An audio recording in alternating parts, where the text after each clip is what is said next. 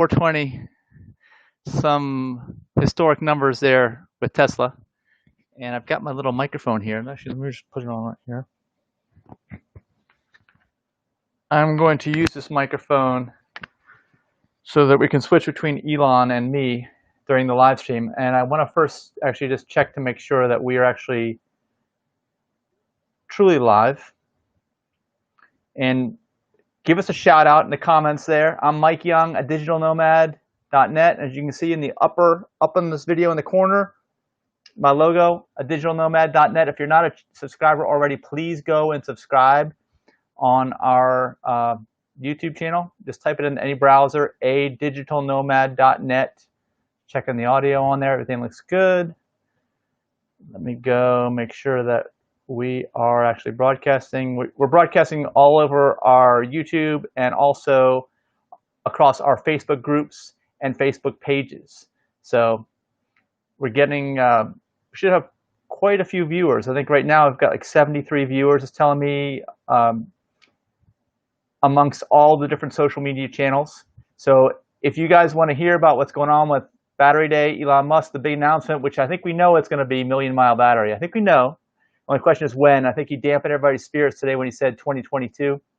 But invite people, tag them, share this video wherever you are. Just go ahead and do that. And you know, we want to get as many people on here as possible. Throw out some comments, get some conversation going in the comments.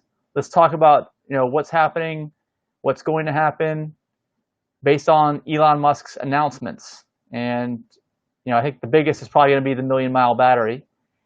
And what does that mean, by the way, million-mile battery?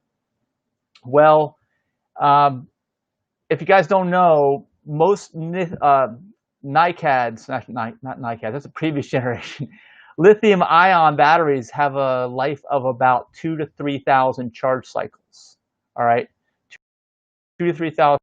So after once you get in that area, 2,000 to 3,000 charge cycles, that's pretty much the end of the useful life of that battery. And what happens if you've been watching my videos on my channel at digitalnomad.net is you lose, everybody loses the top end. You lose like, you know, up to 10% of your range right after you buy your electric vehicle. But then you start to lose the bottom end. Like zero is no longer zero. Like 10 miles is now zero. And it just keeps creeping up on the bottom end. That's what happens with your phone. It goes out, all that kind of stuff. So hopefully the million-mile battery will be not 2,000 to 3,000 charge cycles, but 7,000 to 8,000, or actually maybe like 8,000 to 10,000 charge cycles, which will outlast the life of the vehicle for, you know, for most users out there. So that'll be pretty cool, and we do anticipate that'll happen, which will leapfrog Tesla ahead of every other EV manufacturer out there. It'd be crazy. All right, we got like 126 total viewers right now, so welcome. You know, tag your friends, share this live stream. We're going to be going through the whole, you know, the whole battery day, and I think in advance of that is the stockholders meeting. And I'm a stockholder. I've been a stockholder actually not even that long. Since only like 2018 and 2019 is when I bought stock. And shout out to the people in our TSLA stockholders, our investors group. Thanks for joining us. We'll be on here live, you know, the whole time, broadcasting. So it'll be fun. It'll be an interesting announcement. I didn't anticipate getting on here this early, but you know, 420 showed up. It was a good time, and I wanted to make sure everything was right. I'm gonna need to have a little drink of water every so often while we're doing this. Fix my collar. All right. So you're seeing just like random right now videos of Tesla cars. You know, we got the Model S right there. If you're not familiar, if you're new to electric cars, new to Tesla, that's the Model S. It's the first sedan, the four-door, released in 2012. Still in production. Looks pretty much the same on the outside except for the nose cone. See, it's red there, mostly red on the bumper. It was black. There was a black oval in the first, I don't know, 4 years. There's Model 3. We're showing Model 3 now. We'll see what that looks like if you guys aren't familiar. Welcome if you're new joining us. We got like 135 viewers. There's Model 3. It's got more like a duck face, they call it in the front. It's got the center screen right in the center. No driver facing gauge cluster or screen cluster in between the steering wheel like you usually find. Just one screen instead of two. And much more affordable. You know, you can buy this from like $35,000 now.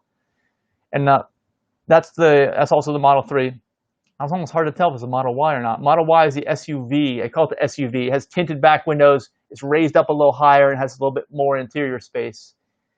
And I think it has like the coolest all-glass roof of all the Teslas. And actually probably the most rear seat headroom too. I can't tell if it's Model 3 or Model Y on the inside because they all look the same. And there's more Model 3. There's the Model X. There's the Roadster, which has, it's been shown that that's a design, obviously, but that's been known for almost 2 years now. There's the Cybertruck. We got groups for all these, by the way. Go to our page, adigitalnomad.net. Just go to the page there on Facebook, and then click on groups, and you'll be able to find all the groups that we have. We got a semi group. We've got a Cybertruck group. We've got a Model X group, Model S group, Model 3 group, Model Y group. We got all of those. So please join us. We got a Tesla Powerwall group too. Yeah, we got that. All kinds of fun discussion, breaking news stuff. We got, of course, the TSLA investors group. We even got a NEO stock group too. I think this is live streaming on the NEO. So hello to you guys, because so much with NEO stock is Tesla stock and vice versa, as we know. Although this battery day is definitely only Tesla. There's the factory. I guess that's the Fremont. I don't know. These are all the gigafactories they're showing, all the different models at the supercharger. Some of the massive Powerwall stations, I guess, or whatever they are. Grid backup facilities. I think they installed one in Australia. We got 156 simultaneous viewers right now. Welcome if you're new. We'll be here for the entire presentation, which is set to begin in about 3 minutes. So grab a beverage, dinner. I was going to have dinner, but it's not going to work this time.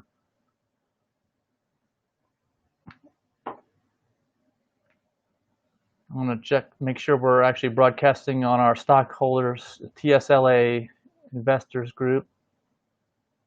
Yep, we're on there. Okay, I'm waving to myself. I'm going to pin that one up to the top. Mark as an announcement.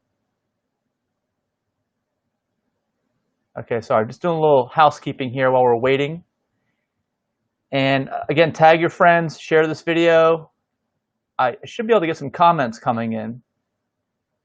There, I just pinned it to the top. Actually, my wife Denise, it's being broadcast under her profile, but again, this is really coming off of the A Digital Nomad YouTube channel. So if you're out there, welcome. We're getting close to 200 simultaneous viewers now. This ought to be an exciting presentation, so definitely please invite everybody you know. Let's see, where are we? I want to make sure the sound's working before we get going. Yeah, definitely working. This new little lapel mic works really well. I'm using it in all my videos now. So let me see about, we've also got a group here, Elon Musk versus Jeff Bezos. Check that group out. I am pinning this to the top of that one right now. Right now. They're pinned to the top. All right. Our Tesla Model X group, I'm going to that one right now. Is it about cars? Yes. That's going to be all these questions about our groups. Tesla, we got Tesla Model X, that's pinned to the top. Okay, how about Tesla Model 3? We'll go to that group. All right, announcement, Tesla Model 3. That's pinned to the top. Let's do the Cybertruck. These are all big audiences that we have. Mark as an announcement. See, you're working on my phone. Lots of fun, huh? Everything's done from the phones these days. As far as I'm concerned, this is a great time to be alive. I can't imagine any other time.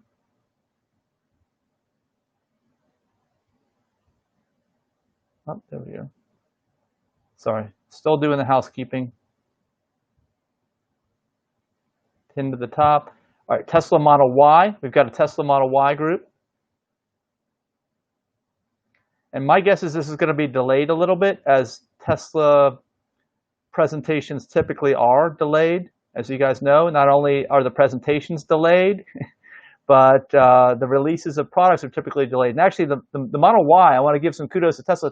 The Model Y was the first vehicle that was not delayed, actually was released ahead of schedule, if you can believe that. Any Model Y owners out there, give us a shout out. All right, we're over 200 simultaneous viewers right now across all of our platforms.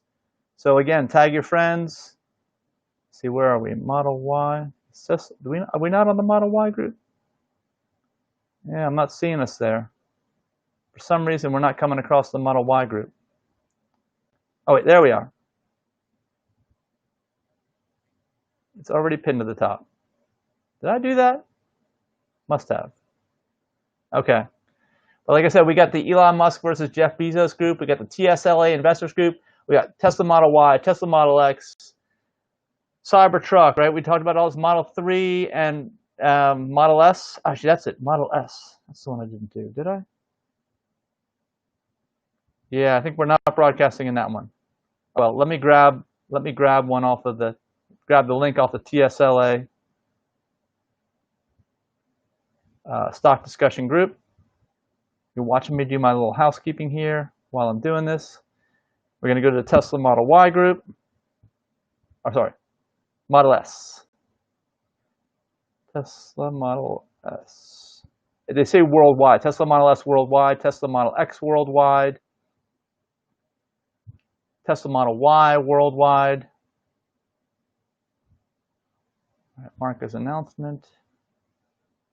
And then pinned to the top. Okay, cool. We are pinned to the top on all these right now. So we're up to 245 simultaneous viewers. You can see the full self-driving system going there. This is Tesla's video, I think, that they released. And that's supposed to happen by the end of the year, too. I just unpinned from the top of these groups my talk about what to expect with the level 5 self-driving and if that's going to happen by the end of this year. And I do think it will. I think that at least Elon Musk will be able to demonstrate that it's actually working. Whether it will be released to everyone, I don't know. But I think that he'll show it working on just anybody's old Tesla, right? Because he's got the alpha version of the software. And if you guys don't know, what's in the cars now is actually the beta versions of the software. So I'm a beta tester. Everybody's a beta tester. If you're out there with enhanced autopilot, the full self-driving package like we have. There's a race car. What is this? There's aluminum pedals on there. Just playing the game in the Model 3 or the Model Y, whatever. All kinds of games. I'm not a video gamer. I get bored by those after like a time or two. Doesn't take long. I want to plug my computer in so we don't lose electricity. Charge my computer. All right, there we go. Get you a better view too. All right, so as predicted, we are 4 minutes late already, but we're here and we're waiting.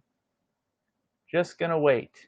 Yeah, I'm going back to the Tesla website. The website doesn't have any of this preview like their YouTube channel does. And just checking it out, and there's nothing there. Just a bunch of blank. They just got this looping video here of all the Tesla. There's the Model X, SUV, the Falcon Wing doors. That's what I got. And if you want to see all my whole channel is about the Model X, really anything Tesla too, anything electric vehicles, technology, just go to adigitalnomad.net on any browser, adigitalnomad.net, and it'll take you straight to the YouTube channel where you can subscribe. So please subscribe there. Give us a shout out if you're watching on the YouTube channel. We got 255 viewers right now, simultaneous across the platforms. So thanks for joining us. There's the Falcon Wing doors going down.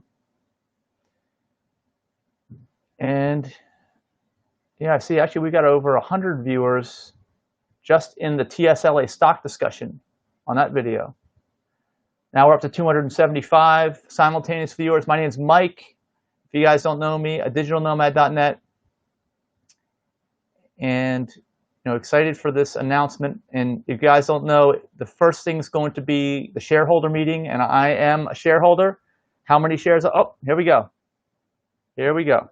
This might be it. If it is, I'm going to unclip my microphone and we'll start listening to Elon. And you will hear my review and comment on a regular basis here during the meeting.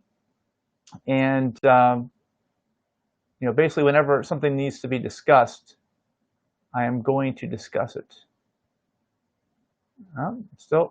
Still waiting. Just in a holding pattern again.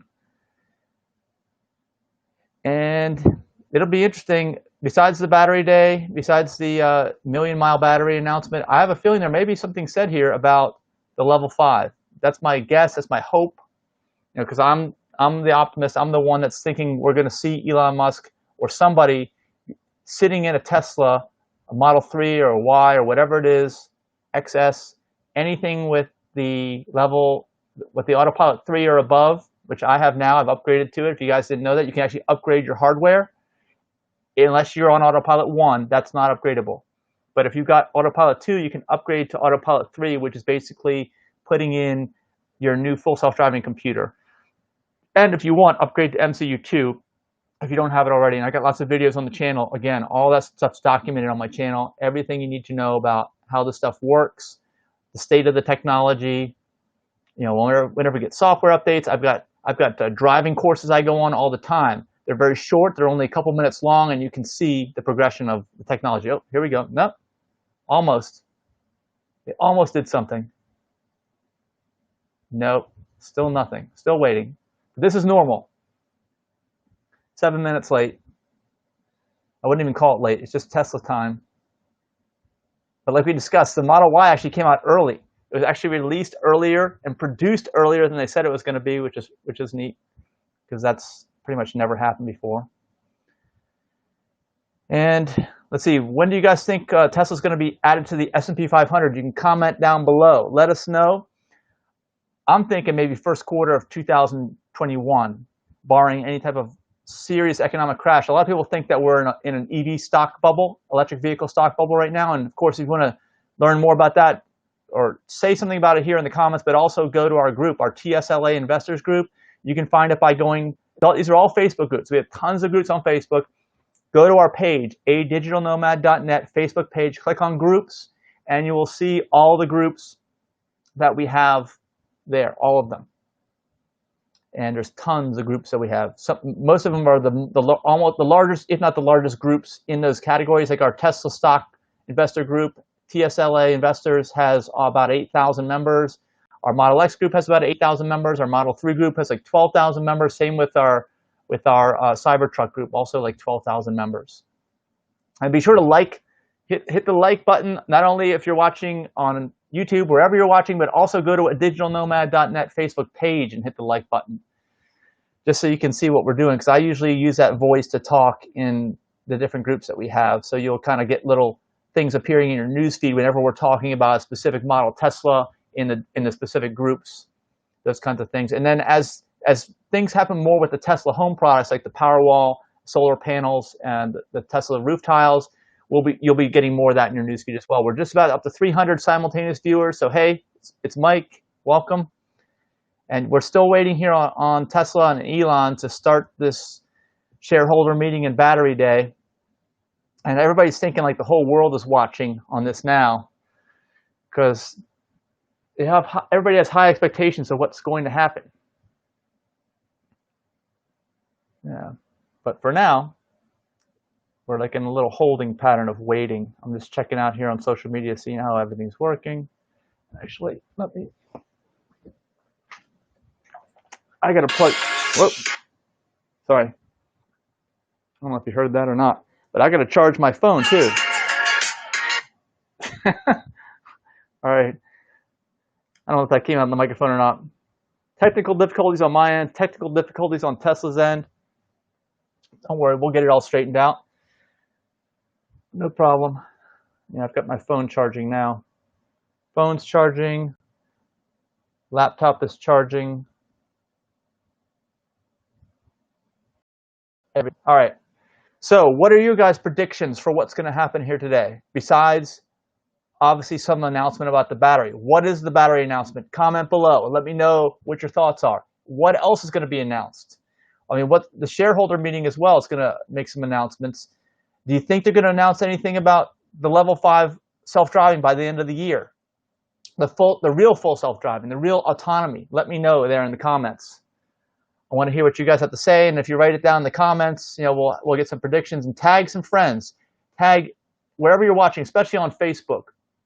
tag your friends in this video, anybody who's interested in Tesla, or anybody who, like, if you're excited about the company, what's going on, anybody you want to find out about Tesla, what's going on with the company, because this is obviously one of their biggest announcement days ever. Because if they can get up to 1 million miles, like I talked about earlier in this video, if you were here, or if not, let me recap. The typical lithium ion cells can only do about 2,000 to 3,000 charge cycles, and then you start losing on the bottom end. So I've got about 140,000 miles in my Tesla. I'm already starting to lose the bottom end. I ran out with 8 miles of range rated left. That's never happened before. In fact, before it ran out on 0. Before that, I could drive on 0 for like 8 miles. So I can see that the bottom range is disappearing after I've got 1,500 or 1,600 charge cycles on mine right now. So I document all that. So I'm getting to the point where the battery is at the end of its useful life. That's almost 2,000 charge cycles. But a 1,000,000-mile battery should last between, I think, 8 to 10,000 charge cycles, and they'll probably announce that here at the shareholder meeting, or the battery day part.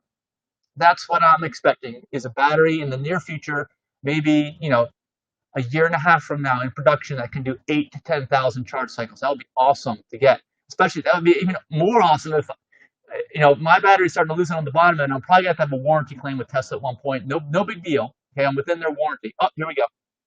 Let's see what we've got. Do we have sound?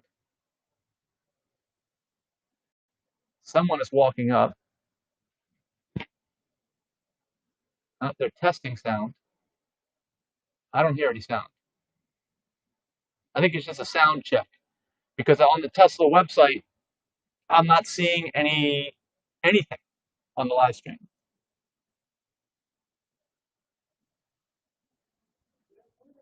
There we go. All right, let's go to the sound.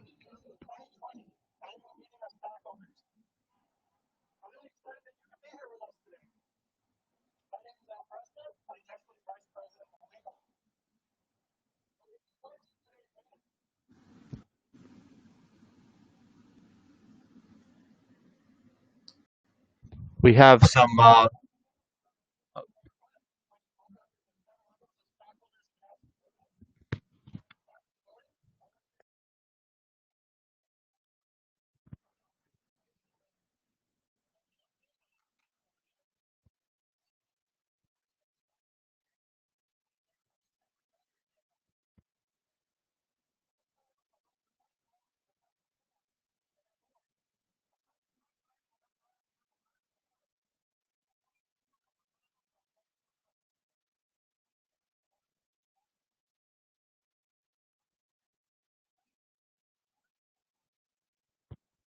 Going through some introductions here. I'm going to fix my sound here in just a second.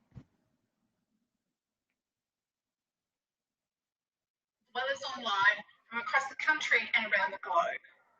I wanted to start today's proceedings by thanking you, our shareholders,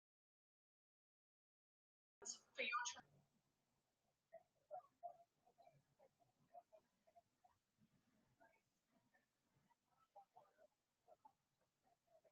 and especially to those of you who have been with us through our journey over the past 10 years since the company's IPO in 2010. While we stay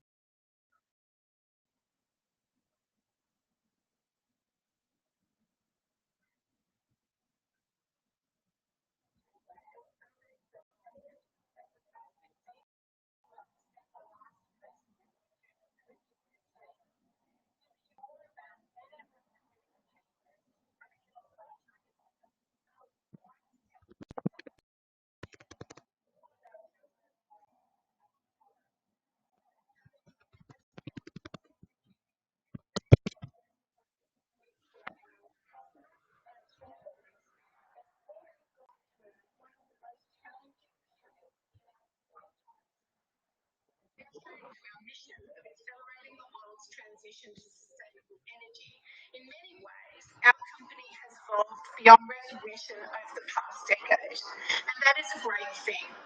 In fact, The pace of developments and the evolution of Tesla has further accelerated over the past 15 months since I last addressed you in June of 2019.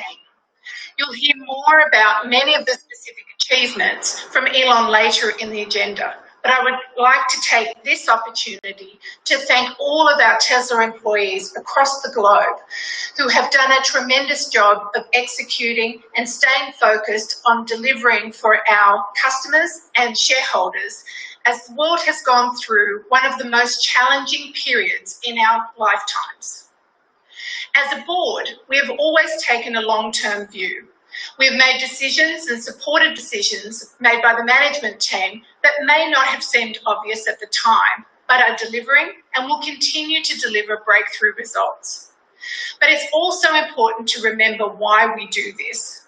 As a company, we are focused on addressing one of the biggest environmental challenges of our generation: how to accelerate the world's transition to sustainable energy. The last year in particular has seen a tremendous increase in momentum in the movement to sustainable energy from both shareholders and the general public.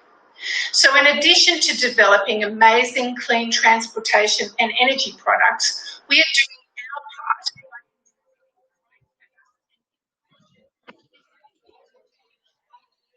to release an extended version of our impact report in April of 2020. In this year's version, we have covered in great detail many areas that are important to our shareholders and our customers alike, such as our environmental impact, greenhouse and other noxious gas elimination, our supply chain efforts, especially in cobalt, and our culture and people focus. We hope that by continuing to put this data out there, we will underscore to the world the importance and impact that we are having as a company. Lastly, continuous feedback and input from our shareholders is essential for us to do our jobs, and I would like to thank you for your support in this regard. Many of you have provided me and the team with ideas and insights that we as a board take into consideration as we evolve our governance and company practices. It's especially crucial to the board members as we pride ourselves in adaptability and the diversity of GPIF, $1.5 trillion Japanese public pension fund.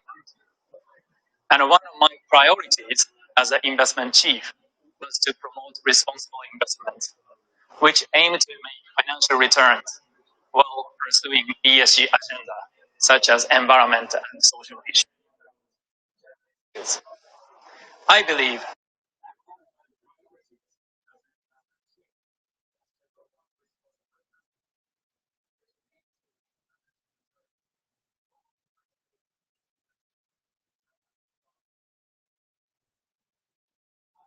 in the market where ESG is becoming mainstream, purpose or mission-driven businesses will gain long-term investor support. This is why I was interested in Tesla, where our mission is to accelerate the world transition to sustainable energy. I'm very excited to join the Tesla team on the journey and hope to assist Tesla deliver what investors. Okay, we have fixed the sound. Sorry about that. We're all good now. Environmental and social impact. Once again, Tesla shareholders, thanks for your support.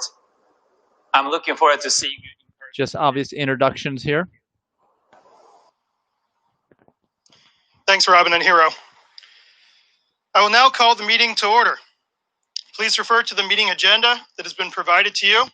All right, so this is the meeting for the stockholders and just general shareholder meeting. PM Pacific time, and I declare that the polls are now open. We've already received voting proxies from stockholders over the past few weeks, meaning that almost all of the votes that will be counted were already submitted before the meeting. However, if you wish to vote now or to change your prior vote, you may do so through the virtual meeting site. For those that are here in person today, ballots and ballot boxes were available to you at check-in. Tesla's board of directors has appointed Computershare Trust Company to serve as inspector of elections for the meeting. Computershare has taken and signed an oath as inspector of election and has certified that starting on August 13th, 2020, the proxy material or a notice of internet availability of the proxy material were mailed or provided to all Tesla stockholders of record as of July 31, 2020. We have a majority of the outstanding shares represented. Did anybody vote out there? If so, let us know. Comment. Present that we may proceed with the meeting. The items on the agenda are as follows. The election of 3 Class 1 directors, Elon Musk, Robin Denholm, and Hiromichi Mizuno, to each serve for a term of 3 years. 2, to approve Tesla's executive compensation on an advisory basis. And 3, to ratify the appointment of PricewaterhouseCoopers, LLP, as Tesla's. So this is just some general meeting business stuff. It's actually kind of boring if you ask me. This is not the exciting part, so don't tune out now. Just keep with us. And, you know, I think we know that Elon Musk is going to get voted in. Is there anyone out there who doubts that Elon Musk is going to get voted in? He's definitely going to. Stockholder proposals, as described in the proxy statement. I would like to remind our stockholders that Tesla's board has prepared a statement in opposition to each of these proposals, which appear in the proxy. That's interesting. The proposal is an advisory vote regarding paid advertising. Oh, yeah.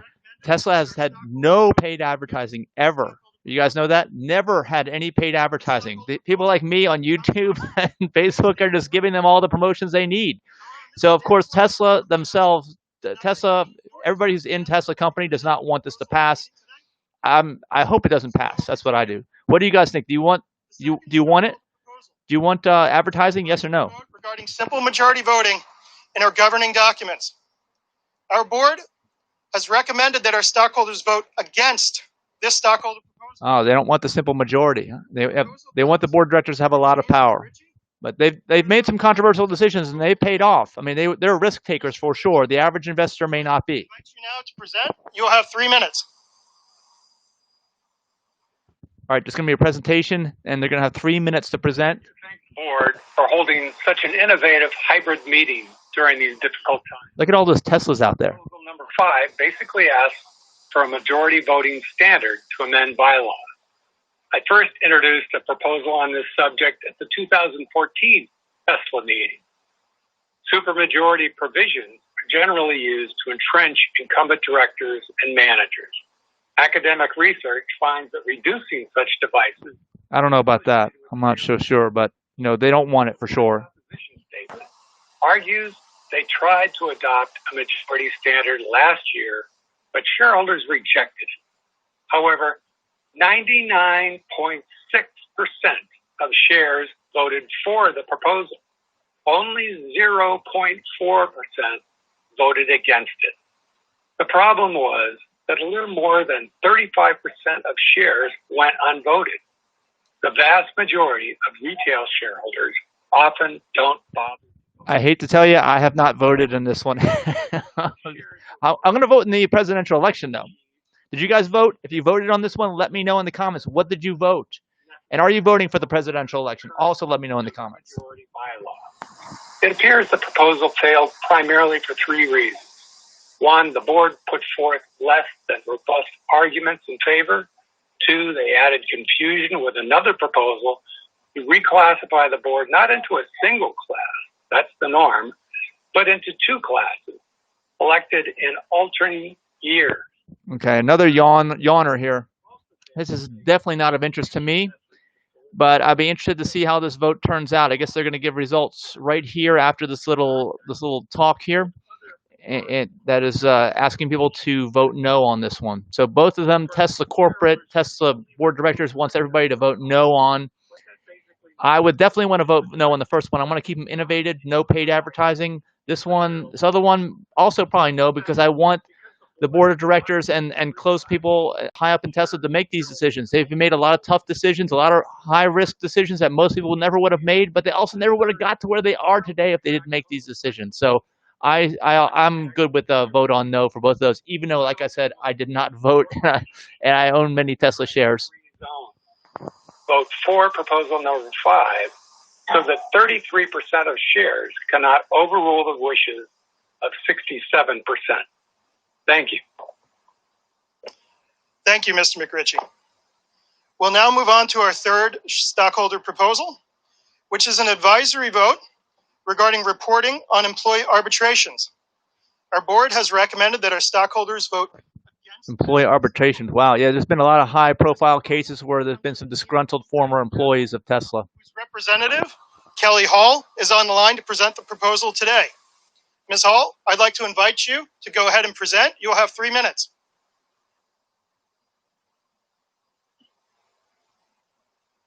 Hello, my name is Dr. Kristen Hull, and I'm the founder and CEO of EN Impact Capital. I formally move Proposal 6. This resolution requests that Tesla's Board of Directors oversee I can't believe that they're doing this on a voice call. Why don't they do a video chat? mandatory arbitration on Tesla's employees and on its workplace culture. The report will evaluate the association of Tesla's current use of arbitration with the prevalence. Yeah, remember the big deal when Model 3 ramp-up was happening? The company almost went bankrupt. People were complaining about conditions in the factory, and Elon Musk was saying, I sleep in the factory, because he was. And he doesn't sleep there every day. He's not there now anymore, I don't think, but he was. By Black, Latinx, and female employees, despite this discrimination being unlawful under the Civil Rights Act of 1964. Tesla has faced a number of serious allegations of racism and sexism at its Buffalo and Fremont plants. Companies that allow bias, discrimination, and harassment in their Wow, that's not good. are at risk for unnecessary legal, brand, financial, and human capital issues. Support for this resolution is warranted for the following 5 reasons. 1. Research shows that companies benefit from diverse and inclusive workplaces. 2. Corporate policies that allow harassment and discrimination risk investors' capital. 3. The use of arbitration exposes investors to an unknown level of risk. 4. Broad concerns exist with respect to fair treatment in Tesla workplace, and Tesla employees have alleged harassment and discrimination on the basis of both race and gender. Tesla, a company investors love for its innovation, leadership, and wise moat, is increasingly lagging behind its peers in its disclosure related to workplace diversity and equity. That's interesting. But if Elon Musk had his way, robots would be doing everything, right? That's just the truth. Tesla has not shown proactive leadership in building a positive company culture or in addressing. I wonder how it might discriminate between humans and robots in the near future. I'd be more interested in hearing about that. Although I'm totally against all forms of discrimination, humans are going to have a hard time potentially in the near future as robots take over. Limits employees' remedies for wrongdoing, precludes employees from suing in court, and often keeps underlying facts, misconduct, or case outcomes secret, therefore preventing employees from learning about and acting on shared concerns. Simply stated, arbitration allows bad corporate behavior like bias, harassment, and discrimination to continue, hidden from employees and investors. To maintain Tesla's wide moat. Isn't this over 3 minutes? I feel like this is longer than 3 minutes. He said she has 3 minutes to talk. And that Tesla begin to take seriously the need to ensure. If you're out there, start tagging your friends. Start sharing this because the presentation that we all want to see is going to begin soon, I hope. Thank you, Ms. Hall. Our fourth and final proposal is an advisory vote regarding reporting on human rights. Our board has recommended that stockholders vote against this proposal. This proposal comes to us from the Sisters of Good Shepherd, New York Province, whose representative, Terrence Collingsworth, is on the line to present today. Mr. Collingsworth, I would like to invite you to speak now. You have 3 minutes for your proposal. Thank you. I'm Terry Collingsworth, Executive Director of the International Rights Advocates. I'm here representing the Sisters of Good Shepherd, New York Province, to present item 7 on human rights disclosure, which calls upon Tesla to issue a report to describe board oversight of human rights and its human rights due diligence process, including... This is interesting. Human rights could have some relation to transition to robots in the future. I don't know. Serious human rights issues and failure to establish a culture of respect for human rights will expose Tesla to to new liability issues and significant reputational injury, all of which will have a material impact on the company and its shareholders. Tesla has had a lot of reputational injury in terms of these areas. I know it also former employees, right, current employees that have problems, and also crashes with autopilot and problems with service, although the problems with service have mostly been fixed. Disregard for human safety and dignity harm workers at the Gigafactory 2 in Buffalo, New York every single day, and those workers urge you to remember their experiences in your vote. Tesla has experienced serious labor relations issues at its production facilities and is actively discouraging union organizing. Workers are being exposed to COVID-19 and then are facing retaliation when they ask. This also all sounds like the unions trying to take over. What do you guys think out there? I really do think this and the former proposal have to do with the unions trying to, dig in here and get Tesla employees unionized. Let me know what you guys think. On this last issue. Oh, also, one other thing, all Tesla employees, from what I understand, when they sign on, get $10,000 worth of stock options. So many of them are millionaires. If they stayed on, anyway, are millionaires already. Let me know what you guys think about that as well in the comments. Lost limbs or were paralyzed in cobalt tunnel collapses. Tesla sources cobalt from these very mines, and it's claimed. He's talking about cobalt. It's a raw material for the batteries. He's trying to blame Tesla for child labor and other violations for their subcontractors and suppliers. I'm not sure. That's kind of far-reaching, but Tesla should, if they know about what's going on, use different suppliers, I would think. And maiming of young child minors.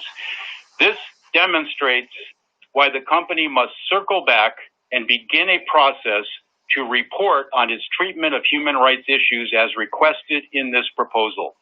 I think consumers will have zero tolerance for a company that is exposed as being indifferent to killing and maiming child minors.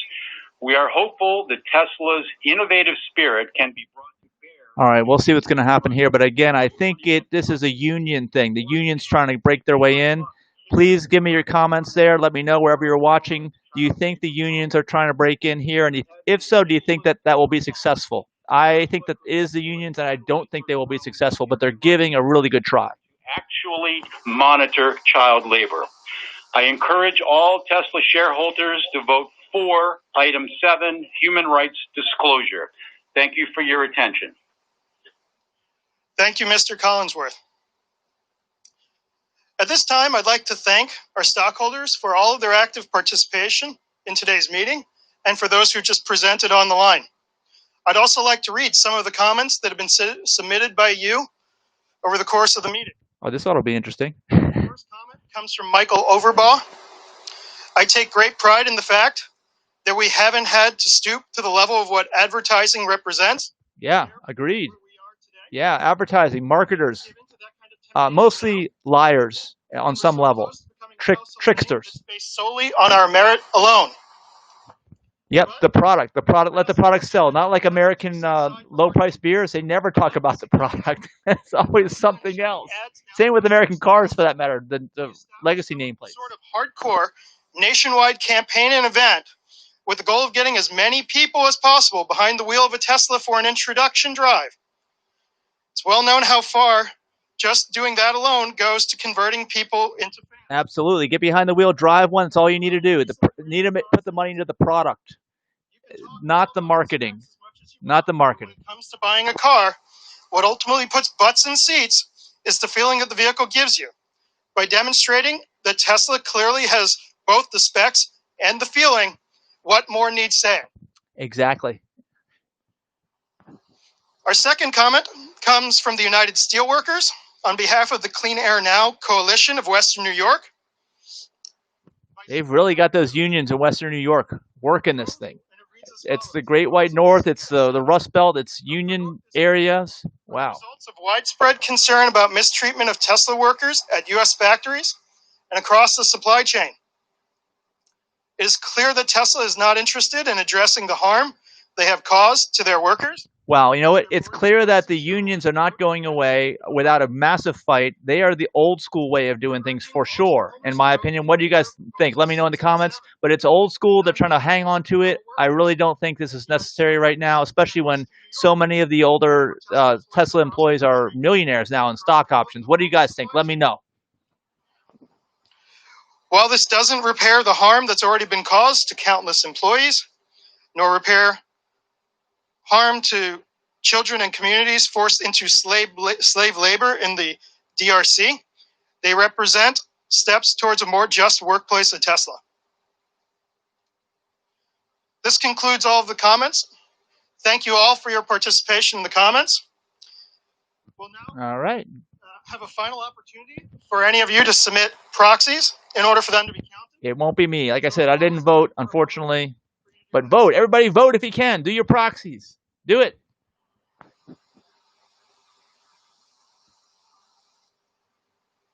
little awkward pause. Oh, look at those cars. The whole audience is cars. Is there anyone in those cars? I don't see anybody. Do you guys see anybody? Let me know. Now closed. So based on the proxies that we have previously received, I'd like to announce on a preliminary basis that our stockholders have approved the recommendations of Tesla's board on all agenda items. Wow, awesome. Good job. For an advisory vote regarding simple majority voting in our governing documents. After the final tabulation is completed, we'll formally announce the results of the voting. I'm happy with that. Are you guys happy with that result? Let me know in the comments. See within 4 business days of today. This now concludes the official business of Tesla's 2020 annual. All right, business over. So now it's on to the good stuff, the announcements, the surprises, right? Here we go. A company update and a year in review presented by Elon. And then we will start our Battery Day event. During the course of those following sessions, we may discuss our business outlook and make forward-looking statements. Such statements are predictions based on our current expectations. Actual events or results could materially differ due to a number of risks and uncertainties, including those disclosed in our most recent 10-Q filed with the SEC. These forward-looking statements represent our views as of today. They shouldn't be relied on after today, and we disclaim any obligation. Only valid for today only. That's all the legalese for you. We'll now continue with the company update and year in review. And it's my pleasure to introduce Tesla co-founder and CEO, Mr. Elon Musk.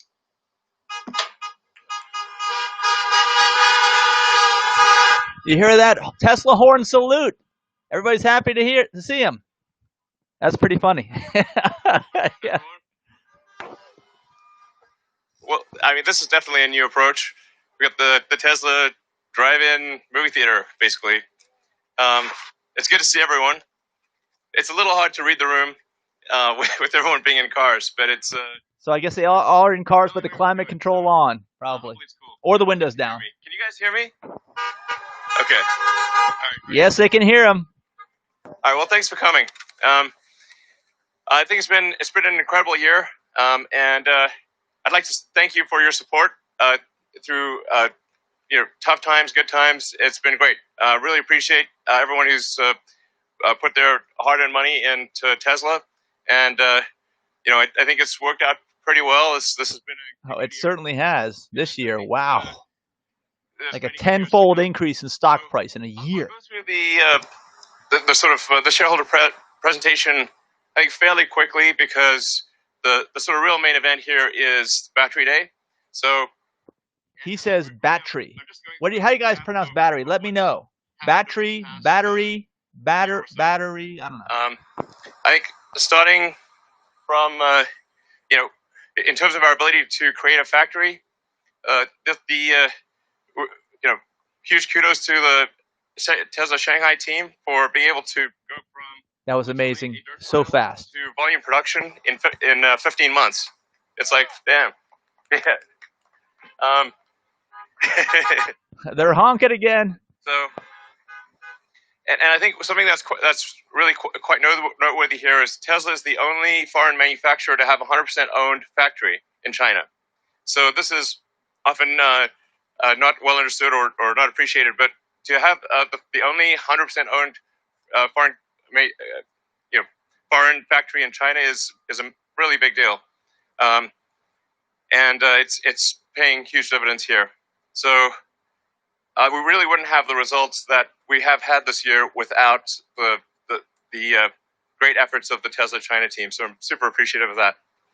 And we'll see the Shanghai factory continue to scale quite a bit from where it is right now. I think we really could expect that to be, over time, a factory that produces over 1 million vehicles a year. That's amazing. Yeah. Very good. Cool. Good news. So let's see. So we also reached in the past year volume production of the Model Y, and this was the smoothest launch that we've ever had. Yes, and ahead of schedule. Definitely getting better at new vehicle launches and building factories and scaling production. As you've heard me say before, it's the hardest thing is scaling production, especially of a new technology. It's insanely difficult. Making a prototype is relatively easy, and if I think like what is the real achievement of Tesla in sort of car company terms, it's like it wasn't making sort of exciting prototypes. It was that Tesla was really the first company in about a century in the U.S., the first U.S. company in the U.S. to reach volume production and be sustainably profitable. Like the crazy thing is this has really not happened in 100 years. That's the actual super hard part. And we now have 4 vehicles in volume production, S3, XY. So, and we have Facebook groups for all of them. Go to digitalnomad.net Facebook page and click on groups to join them. So we also introduced the lowest cost solar in the U.S. We have groups for that as well, so check that out. And we really just simplified the whole value chain. So reduced sales and advertising. And if you have any of Tesla's solar products or Powerwall, please comment here in the video. Let us know your experience with that. It's just the lowest cost, most efficient solar in the U.S., providing both retrofit and the solar glass roof, which I think is a really great product, a hard product to make work, but it will be a major product line in the future. Yeah, there are still struggles and issues with that for sure. Also got 4 consecutive quarters of GAAP profitability, which was very difficult. Yeah. The honk applause. And so a testament to the hard work of people at Tesla. I mean, to do this in extremely difficult times against a wide range of adverse circumstances was that honking's crazy, insanely hard, but we got it done. So, and I think the future's looking like I think very promising from sort of an annual profitability standpoint.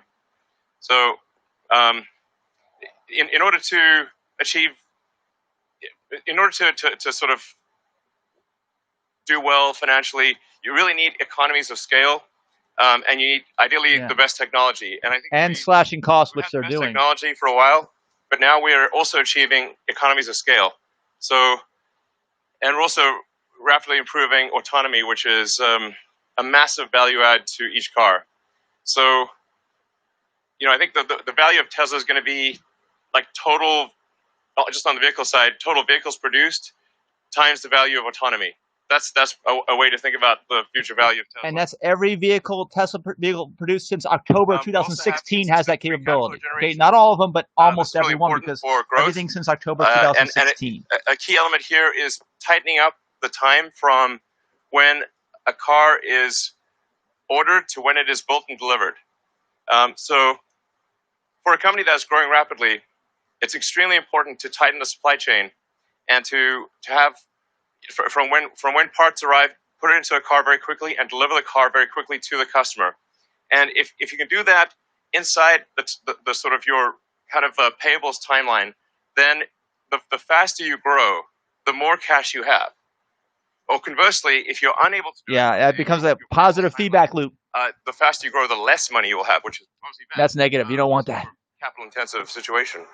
So just tightening up and having the parts move very quickly to the factory, put it in a car, get it to a customer, makes a massive difference to cash flow generation. Hey, so this is the good part, guys. Make sure you tag your friends. Share this video and tag your friends so they can see it. Each continent. Because if you don't at least have a factory in the continent, it is impossible to achieve this. So having a factory in China that's able to serve China, and then soon many other countries in the region, will be key to us tightening that total sort of chain of cash flow and getting it, essentially, the faster we grow, the more cash. This is really important. That's also why it's important to have Giga Berlin complete, because then we'll have a factory in China, factory in the U.S., and soon a second factory in the U.S. in Austin, and a factory in Europe. That's Berlin, Europe. And I mean, even if for Giga Texas in Austin, even if we had exactly the same cost as in California, it would still be advantageous to do it there because it's roughly 2/3 of the way across the U.S. So and it's not California with all the restrictions, right? Remember how Tesla was trying to pull out? Elon said he's going to pull out of California. Do you think headquarters will leave California? Let me know in the comments. Economics. So I think this is also maybe something that's not fully appreciated of just how important it is to have a factory at least on the continent or reasonably close to where the end customers is, so you can tighten that whole chain. For sure, totally agreed on that. Industry performance. We've while the rest of industry has gone down, Tesla has gone up. I think this speaks to goodbye BMW, goodbye Mercedes-Benz. They're all honking. Goodbye traditional nameplates. They're not going to. Most of them will not survive, in my opinion. Tesla and buying our product, and really hope you're enjoying it. This is really, our sales, as Al was saying, really grow by word of mouth. So this is really, I think, a very pure. It's very pure in the sense that it's like it's growing on the basis of existing owners recommending it to new. And the referral program, which they still have, but not like before. There is a referral program. And then in 2019 we had 50% growth, and I think we'll do really pretty well in 2020. Probably somewhere between 30 to 40% growth, despite a lot of very difficult circumstances. I mean, there's so many, pandemic, wildfires. It's like a whole bunch of difficult factory shutdowns, mandatory, that Elon has protested. Work with the Tesla team and a lot of innovative approaches to overcoming issues. We're able to still see significant growth in one of the most difficult. In fact, I say probably the most difficult year of Tesla's existence. So actually, I would argue that's 2018 was the most difficult year. Tesla, we try very hard to do the right thing. If the right thing does not happen, it's just because we maybe made a mistake or weren't aware of it. But we always try to do the right thing as to the best of our ability. And then we published the extended impact report to show, just a sort of a self-examination of, okay, what are we doing right? What are we doing wrong? What can we do better in the future? We're definitely trying to accomplish the most good. And so, if we occasionally make a mistake, we work quickly to fix it and do the right thing. So, it's worth looking at like the average life cycle emissions in the U.S. And just how much better a Tesla is than or an electric car. That's interesting. Average life cycle emissions, life of the vehicle. And what we'll talk about in the battery day is also just how much the grids around the world and actually, especially in the U.S., are greening. It's actually much faster than I think people realize. The U.S. is moving towards sustainable energy, and so as we move more and more to sustainable energy, then effectively you end up building the solar factories and the car factories themselves with solar. Over time, you do, or with sustainable energy. Over time, you'll even mine with sustainable energy, and eventually it will get to an effective emissions of 0. So that'll be awesome when that happens. Yeah, they're honking. So we also have safety at the core of our design. The Tesla cars are the safest cars ever designed. We have the lowest probability of injury of any cars ever tested by the US That's true, because they are a well-designed electric vehicle. There are some other electric vehicles that just don't have the same design aspects. It's really, if safety is important to you, which obviously it is, the safest car you could drive is a Tesla. So I think some people aren't aware of this, but it's really, safety is paramount. It is actually the #1 design objective when we build a Tesla is safety. Our factories are also becoming safer. They did a good job designing the cars, that's for sure. Sort of accidents per total vehicle made, it's dramatically better than in the past. And it's already. This is kind of a rebuttal to the items that were on the table from the shareholders meeting, I think. Autopilot functionality continues. All right. Do you think you're going to have it released by the end of the year? Full self-driving, level 5? What do you think? Let me know in the comments. Better and better. The U.S. average for collisions is, at roughly 2.1 per million miles, and with autopilot engaged, it's 0.3. I mean, this is a profound difference. It really massive. A lot of it's because everyone's distracted nowadays on their phones, on their mobile phones all the time, right? Yes, yes. The probability of an accident, especially the probability of injury, to 10 times better than the industry average, like an order of magnitude better. So that's just a lot of lives saved and a lot of injuries avoided. So that's a huge priority for us.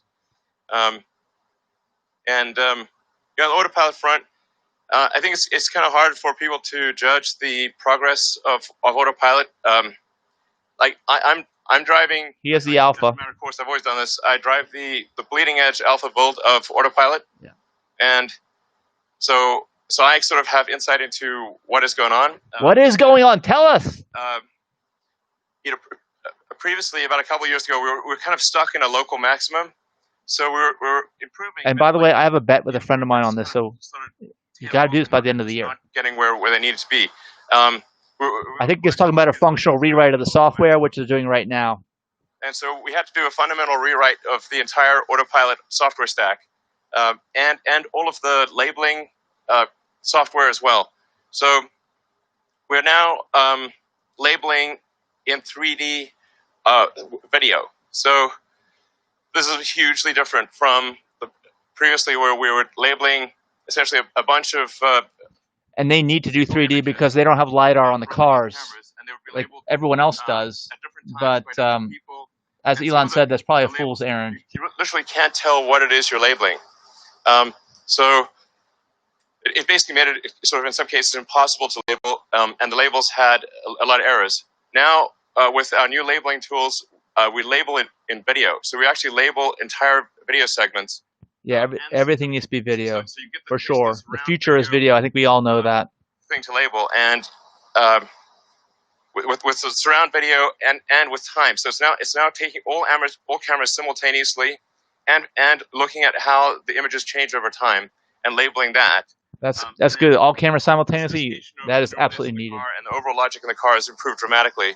I think we'll hopefully release a private beta of Autopilot, or the full self-driving version of Autopilot, in I think a month or so, and then people will really understand just the magnitude of the change. It's profound. Got some honks for that. Yeah. Anyway, so you'll see it's just like a hell of a step change.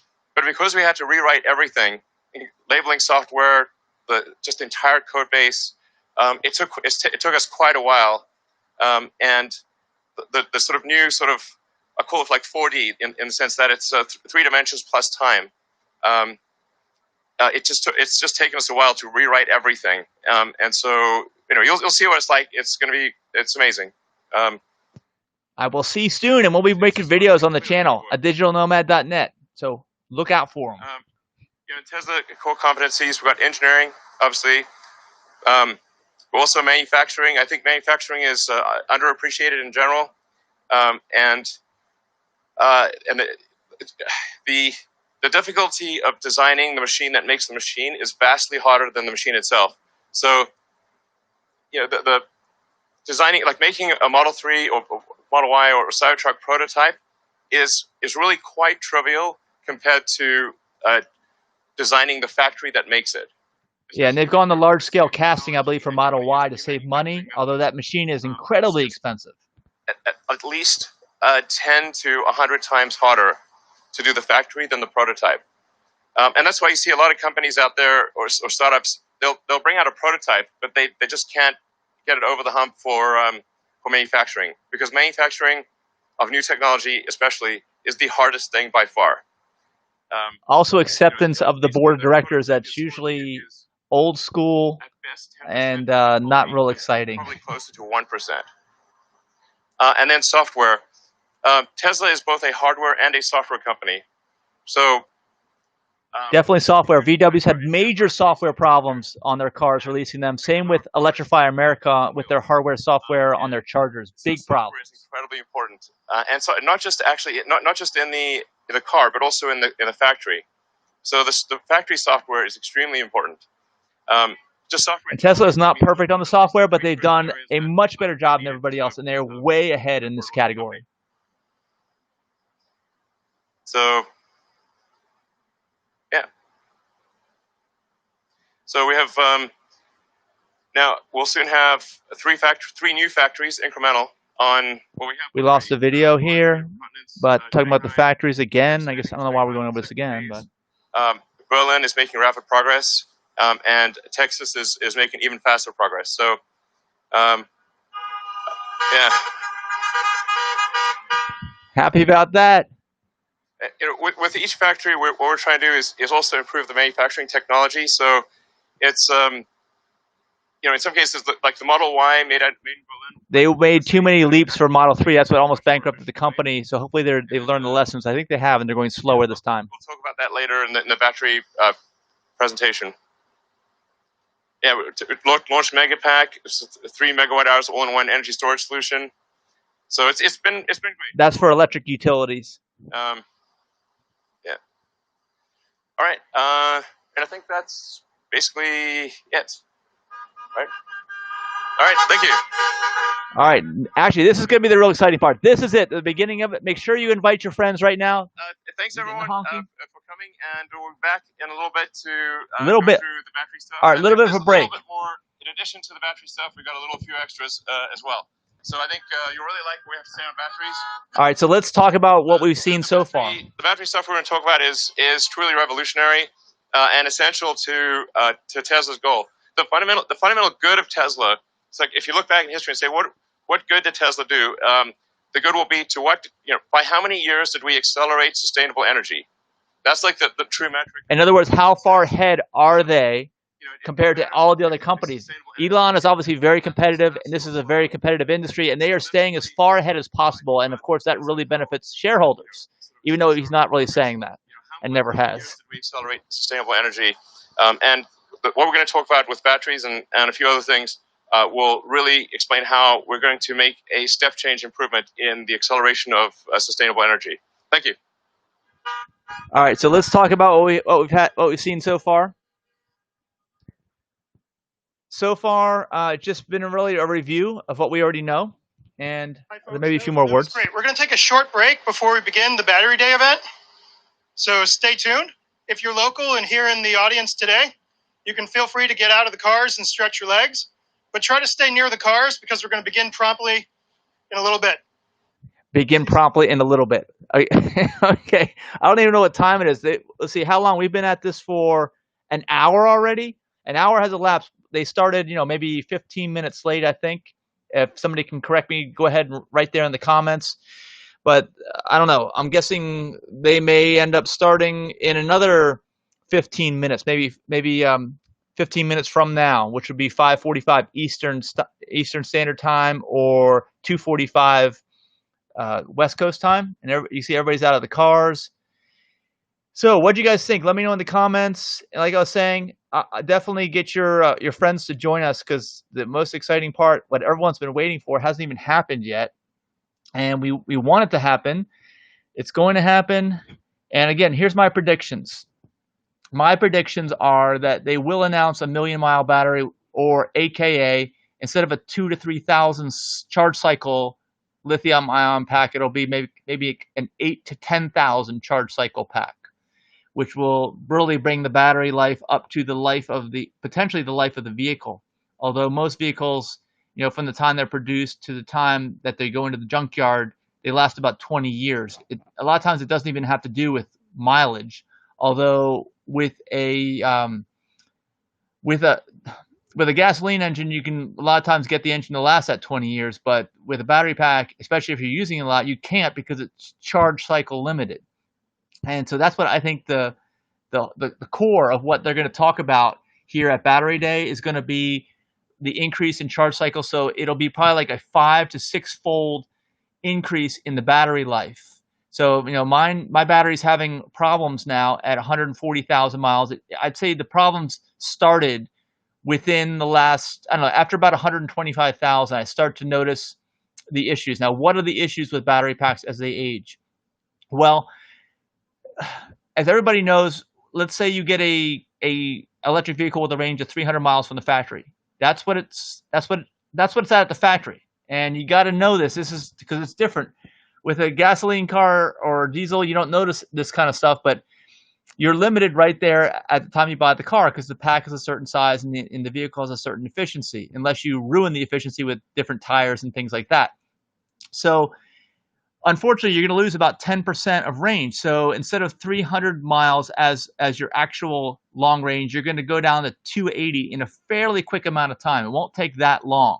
And that's normal. That's totally normal. So your 300-mile range vehicle that you took delivery on is only going to have, you know, after a short time, wait, I have to see, I mean, 10% of, that's 30. Yeah, it's 30. It's going to go down to 270. And my math is wrong. You're probably going to go down to 270 maximum. And it'll probably, once it drops down 10%, it'll probably stay there for the life of the pack. And now the life of the pack comes in when you get to, you know, up close to 2,000 charge cycles like I'm at. I'm at about 1,600 supercharges. Actually, not even slow charges, but 1,600 supercharges. And the faster you charge these packs with the higher rate of charge, the less they last. So I'm already starting to see the effects at about 125,000 miles where I'm losing the bottom end. We already lost the top end, like I said. We went from, let's say, hypothetically 300 to 270. But now zero is no longer zero, as I'm finding out. I'd say right where I am right now is, 10 miles of range remaining is actually zero. And it's just going to keep getting worse. At some point, it'll be 20 miles of range is actually zero. So like say, and then at some point, it'll be 30 miles of range. So then if 30 is the new zero, I'm going to have to start, proving to Tesla that I've lost the intended use of the vehicle and I have to get a new battery under warranty, which I'm still under warranty, thankfully. I'm grandfathered in under the old 8-year unlimited mileage warranty. I'm at 3.5 years now, and like I said, 140,000 miles. If you watch on my channel, if you want to learn more about all these things, subscribe, adigitalnomad.net, adigitalnomad.net to subscribe. So let's say I'm at 30, I lose 30 miles on the low end, and I've already lost 30 miles on the top end. That means I went from 300 to 270 maximum. I can only drop down to 30, so I only got 240 miles of range. So that really impacts what you can do. And of course, the car doesn't realize it's lost the low end. It never realizes it, just like your phone never realizes it either as it gets old, right? If you comment below if you know what I'm talking about. Your phone will get to the point where it just shuts off at like 20% battery. You know what I'm talking about. Then you know it's time for a new phone, because most of these phones nowadays, and mine's no exception, it's got the sealed battery in there. You can't even replace it, or it's a major surgery to replace it. And usually it's got so much wear on it at that time, it's usually better off to just get a new one, because these phones take a lot of abuse. And then there's new technologies like 5G. I need to upgrade to that. But I already did upgrade my Tesla to 5G because I got the new hardware 2, which supports 5G. Hardware 1 does not. Okay, so you're going to end up, this is what I described as how the batteries die. And they die, this degradation to where it's affecting the low range probably started around 125,000 miles. So if they're going to announce that these battery packs are going to last 5 to 6 charge cycles more, then at least you're not going to have to worry about anything till maybe, I'm guessing, 650,000 miles at the minimum. That's when the beginnings of this would set in. All right. Because now it's setting in at 125. I'm thinking if it's 5 or 6 times greater, that will be a huge advantage for electric cars over all kinds of ICE vehicles, all kinds of diesel, whatever it is, gasoline, you name it. What do you guys think about this? Do you think this is what's going to happen? Because I mean, already the Tesla cars are designed to last just about forever. They're designed to go into use 24 hours a day. level 5 self-driving. Do you guys believe level 5 is going to happen? And soon, let me know in the comments too. I want to hear what you have to say. I've got a bet with a friend of mine on that, as you may know if you watch my channel. But, so there'll be a significant advantage because nobody else, I'd say like Tesla's about to move into generation 2 here, or maybe even generation 3. Generation 2 was the fact that they've got all their vehicles that are capable of autonomous driving, like Elon was saying. And remember, every Tesla built since October of 2016 is capable of this level 5, if you believe it's going to happen, because it's got the hardware and the sensor suites or upgradable hardware. If it doesn't have the exact hardware, you can upgrade with a minimal cost, a few $1,000s maximum. And then your car will be able to drive itself 24 hours a day. It'll be able to earn money all the time, except when it's charging. And of course, there's Tesla superchargers everywhere. And in addition to that, you won't have to worry about service. That's the thing I'm looking most forward to, because when these cars can drive themselves, hopefully the car will drive itself at the least needed time, like in the middle of the night. It'll drive itself over to the service center at like 2 a.m. They can work on it till 4 a.m. and then put it back into service when people are up and need rides and stuff like that. So I think we're about to enter those times. What do you guys think? Let me know in the comments. And what time is it now? How much time has elapsed? All right, we've probably got, I'm guessing, another 9 minutes, 10 minutes till Elon comes back for the battery day.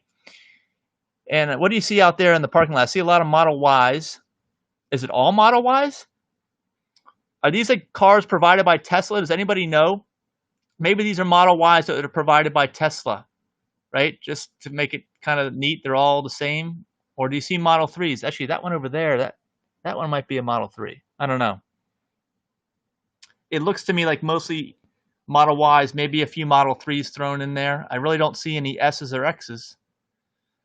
So, all right, so what else is going to be announced? I'm hoping that in addition to the million-mile battery, which, okay, let me go back to what I said. Tesla's already at a Generation 2 electric car company. Most other EV makers and legacy makers have not even made Generation 1 as far as I'm concerned. Generation 1 would have to be you produce a reliable electric vehicle that is affordable by people, and it has its own fast charging network or can utilize other fast charging networks, because we know Electrify America shut down basically on the East Coast recently. So most all have not even met Generation 1 yet. Generation 2 is going to be that the vast majority of their vehicles are capable of level 5 self-driving, which Tesla has met. Nobody else is even announcing that they have the stuff even in the pipeline. Have you noticed that?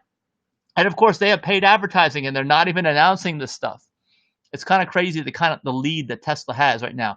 And then Generation 3 will be the million-mile battery, I think. That's the third generation, because if the battery can last that long, and like you see, I'm having problems starting at 125,000 miles. I even needed a tow here within the last month or two because I'm starting to lose the low end of the battery pack. If I can push that off for to 600 plus thousand miles, that would make my life a lot easier, because everybody else buying an electric car is going to have to deal with this for any other company. And my guess is any other company is not going to be announcing this. As you guys know, Tesla has bought some battery technology companies in the recent years, and they've kind of gone offline. They haven't been announcing much of anything on their websites, on those battery technology sites that they bought. And my guess is Tesla, made some wise acquisitions, and they are funneling all that technology into the Tesla company only, and are not actually going to be sharing this technology with other companies. Or if they do, they'll be so far behind they won't be able to catch up. Because the reason why is if Tesla has all the battery technology, they have all the supply chains, they have all the factories that Elon just announced. They have factories all over the place, everywhere locally, like massive factories.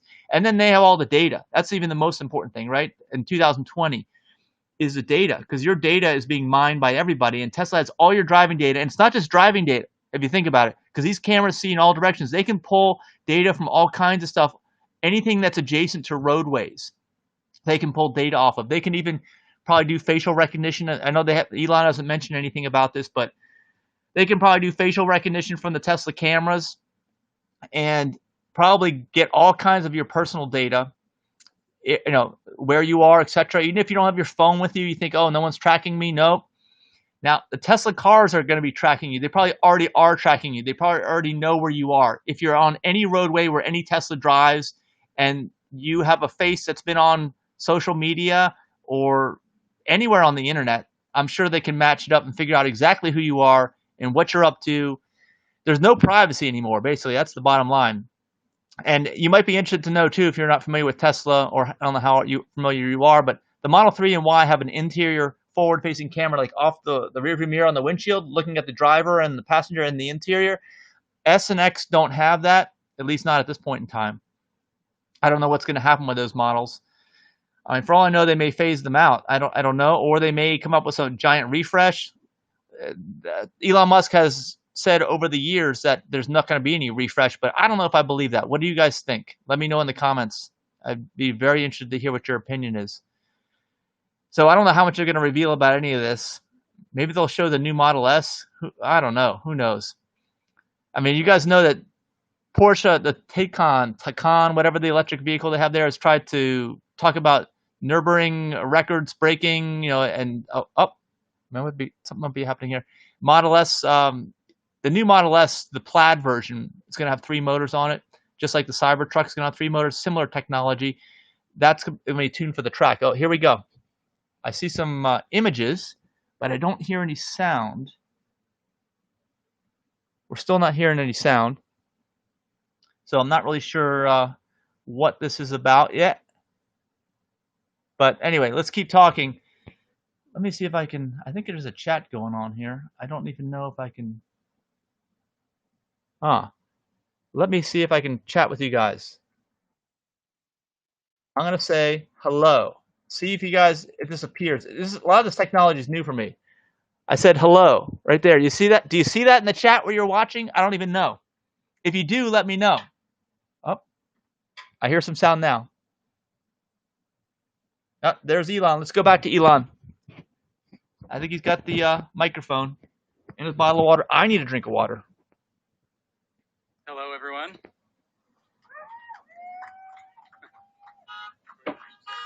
Sure. Thanks, Elon. Hi.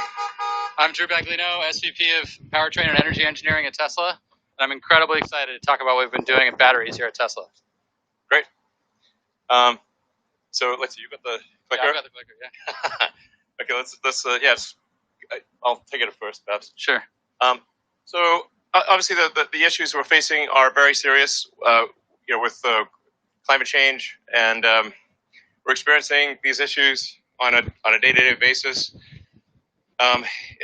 It's incredibly important we accelerate the advent of sustainable energy. Time really matters. This presentation is about accelerating the time to tag your friends. This is it. Tag them right now. Share this, please. Get the word out. The past 5 years were the hottest on record. We have what looks like a wall for CO2 ppm. It's obviously, this time is not like the past. It's really important that we take action. Running this climate experiment is insane. So, especially when it's just a transitory one. Anyway. They call it a climate experiment. Fossil fuels. Let's just move to the future and not run this experiment. Interesting. Transitory. I like that thought. talk a bit louder. You got it. Okay. Elon just told him to talk louder. There is a lot of good news, though. A lot of people may not be aware that wind and solar comprise 75% of new electricity capacity in the U.S. this year. So this is a really major.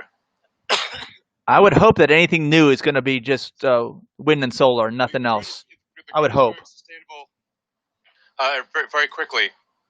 Now, it's also worth noting that the length of time that power plants last is on the order of 25 years.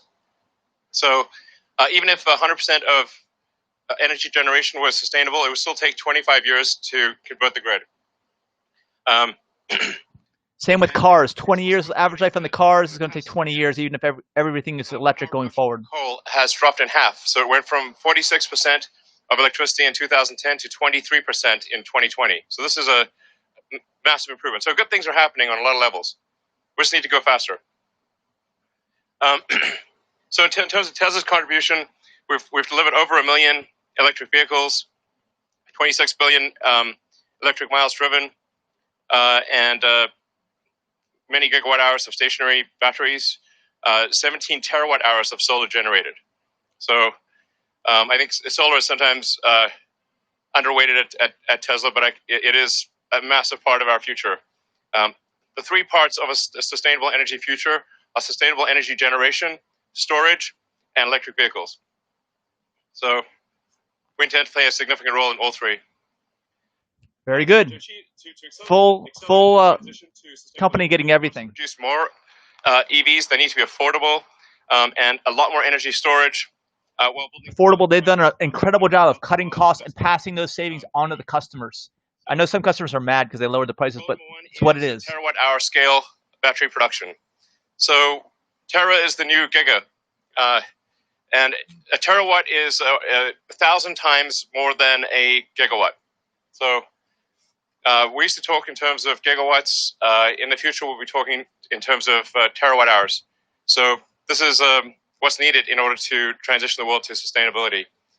Yeah, and you can see we're talking about 100x growth in batteries for electric vehicles to achieve this mission. And we are going to get there. Just a matter of how fast, and our intention is to accelerate it. Yeah, you basically need on the order of roughly 10 terawatt hours a year of battery production to transition the global fleet of vehicles to electric. And the average vehicle lasts 15 years, so we're talking about actually it's more like 20. Give or take, to transition the whole all vehicles of all types to electric. Yeah, so it's a lot of. Actually, its average is probably 15, but it has lifespan if it doesn't get crashed about 20 years. So, and then on the grid side, we have a similar mountain to climb, 1,600 times growth from today's grid batteries to go 100% renewable on the grid, and to take all of the existing heating fossil fuel uses in homes and businesses 100% electric. Yeah, and this number I think might grow even more. As the world economy matures and as countries with high populations industrialize, we could see this number be even more. But let's say it's like roughly 20 to 25 terawatt hours per year, sustained for 15 to 25 years to transition the world to renewable. This is a lot. Yeah. So today's batteries can't scale fast enough. They're just too small. For Giga Nevada, 150 gigawatt hours per year is like what we probably expect to make out of there. But this is really pretty small in the grand scheme of things. That's only 0.15 terawatt hours. And it costs too much. So we would need 135 fully built out Nevada gigafactories to achieve 20 terawatt hours wow. per year. It's not scalable enough of a solution. We need a dramatic rethink of the cell manufacturing system to scale as fast as we can and should. Yeah, and I think we should view this as more than just a question of money. Money is sort of like an ethereal thing, but it's really the amount of effort. You have a certain amount of effort, in terms of people and machines, and depending on how efficient that effort is, for a given amount of effort, you want the most amount of batteries.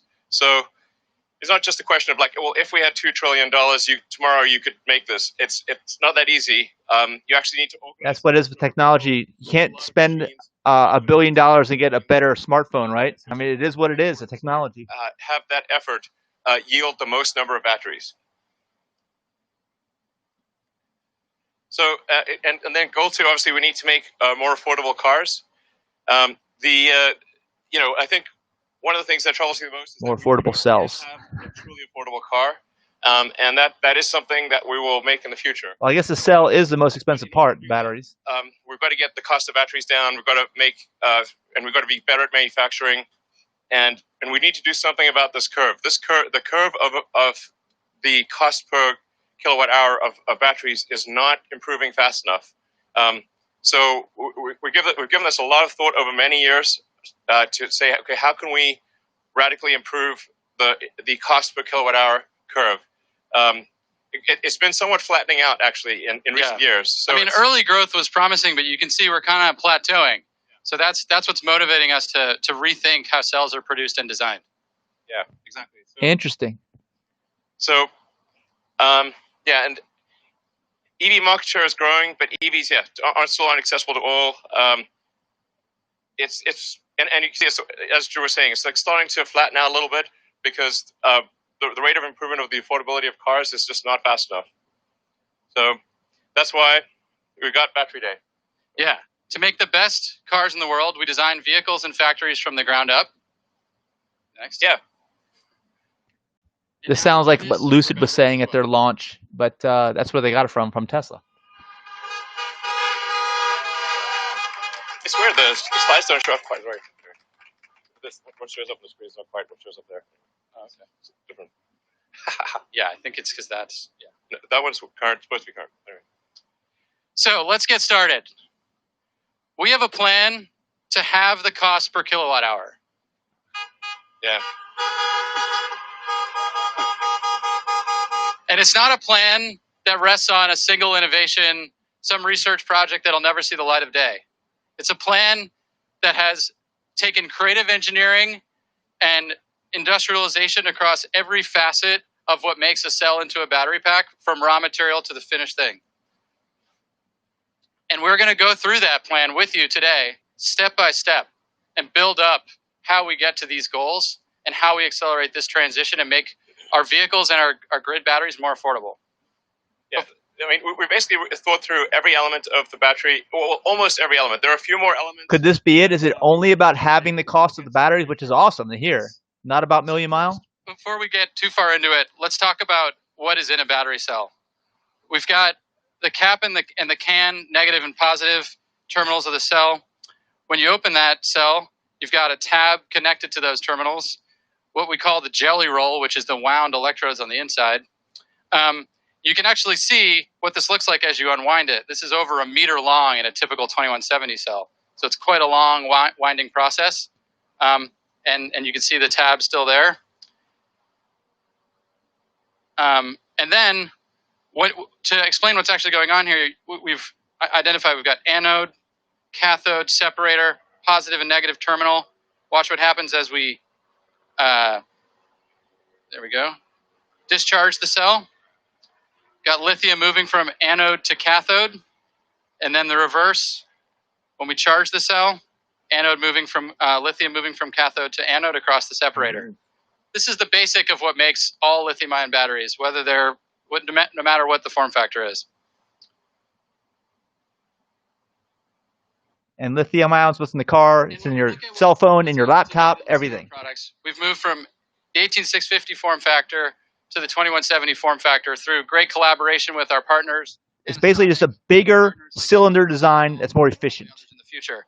Yeah. Actually, so a slight note on why is the one called the 18650, although not on the slide, versus the 2170, is that the first two digits refer to the diameter, and the second two digits refer to the length. So that helps explain why are these weird. What's up with these weird numbers? But like nobody could explain to me why there was an extra zero. So I said, like, okay, well, we're deleting the zero that nobody can explain in future form factors. So that's why it's technically it's like the 18650 bizarrely, but going forward it's the 2170 because we just got rid of the extra zero because it's pointless. Didn't need it. And this was a evolutionary step going from 1865 to 2170. Yeah, I think they got like a 30%. Yeah, that much more efficient, that much more energy in a same size pack. Do it ourselves. We need to go beyond just what we're looking at us in front of us, and study the full spectrum of options. So as you can see, we kind of swept the key figures of merit, how much we can reduce the cost, and how much vehicle range increases as we change the outer diameter of the cell. We found a sweet spot somewhere around 46 millimeters. But it's not just about a bigger form factor. Like anybody could make a bigger form factor. Any fool could make a bigger form factor. We not any fool. Yeah, exactly. There are problems as you make cells larger. In fact, supercharging and thermals in general become really challenging as you make bigger cells. And this was the challenge that our team set our sights on. Yeah, you got to cool them down. It's hard to make a good, effective cooling system in those cases. That maybe you've heard about, that basically removes the thermal problem from the equation and allows us to go to the absolute lowest cost form factor and the simplest manufacturing process. And this is what we mean when we talk about tabless. It's kind of a beautiful thing. that's what these T-shirts mean, but it's very esoteric. It's like nobody could figure it out. Tablets. We basically took the existing foils, laser patterned them, and enabled dozens of connections into the active material through this shingled spiral you can see. With simpler manufacturing, fewer parts, 50 millimeter versus 250 millimeter electrical path length, which is how we get all the thermal benefits. Yeah, this is important to appreciate. Like basically the distance that electron has to travel, it's just much less. So you actually have a shorter path length in a large tabless cell than you have in the smaller cell with tabs. This is a big deal. So even though the cell is bigger, it actually has more power. The power to weight ratio is actually better than the smaller cell with tabs. This is, again, like this is quite hard to do. So it's nobody's done it before. And it really took a tremendous amount of effort within Tesla engineering to figure out how do we make a freaking tabless cell and have it actually work and then connect that to the top cap. And it's there's a whole bunch of things that we're keeping a little secret sauce here that we're not telling everything. But sometimes what's elegant and simple is still hard, and it took us a lot of trials, but we're happy where we ended up. Yeah, I mean everything's simple in recollection. After you simple, everything it's hard until it's discovered, and then it's simple. So anyway, but there's a lot of really cool things going on. Everyone says it's impossible until it's not. Tablets, and it's really due to a really great engineering team. Drew and the rest of the team have done amazing work in achieving this tabless construction. And it sounds, I think it may sort of sound a bit silly to some people, but... So I wonder if they're going to even have Panasonic in this equation, if they've developed this whole new technology of tablets on their own. What do you guys think? Let me know in the comments. The tabs dramatically simplifies winding and coding. Yeah. And has an awesome thermal and performance benefit. Yeah, that's just to elaborate on that a bit. It's like when the cell is going through the system, it has to keep stopping where all the tabs are. Yes. So you can't do continuous motion production if you have tabs. You have to keep stopping, and then there's a rate at which you can start and stop and accelerate again, and it really slows down the rate of production. And then sometimes you get the tabs wrong, and you also lose a little bit of active area. It's really a huge pain in the ass to have tabs from a production standpoint. Pain in the ass.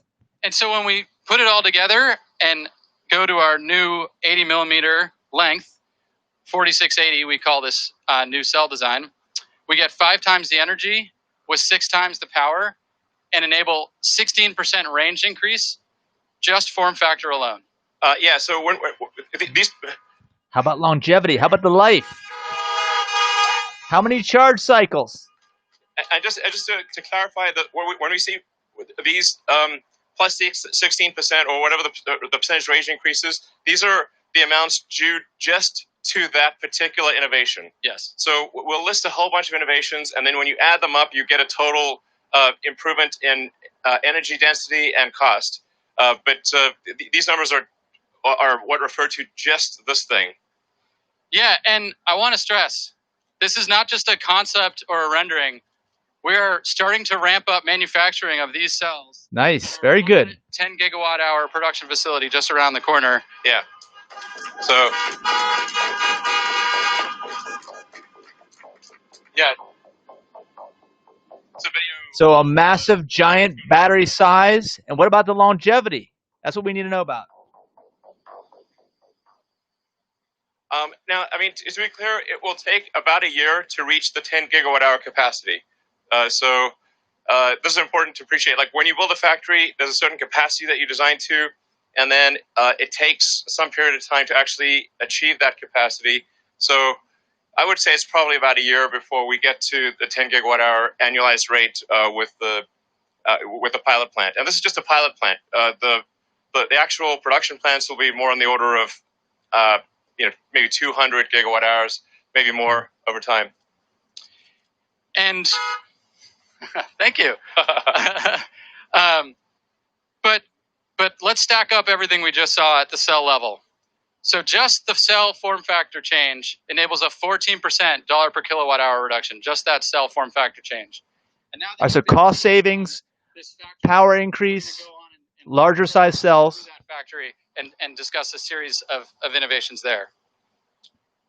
When thinking about the ideal cell factory, we have inspirations behind us in the paper and bottling industry, where from humble bullet, I'm sure the unions are figuring out how they could dig in on Tesla like they did at the shareholders meeting. Motion, unbelievably low manufacturing cost. And when we think about the lithium-ion industry, which is really only in its third decade of high-volume production, it has so far to go to achieve similar scale and simplicity. And that was the inspiration that we set out to the team as we thought about how to marry cell design and manufacturing in the best possible factory. And let's talk a little bit about what's in a cell factory.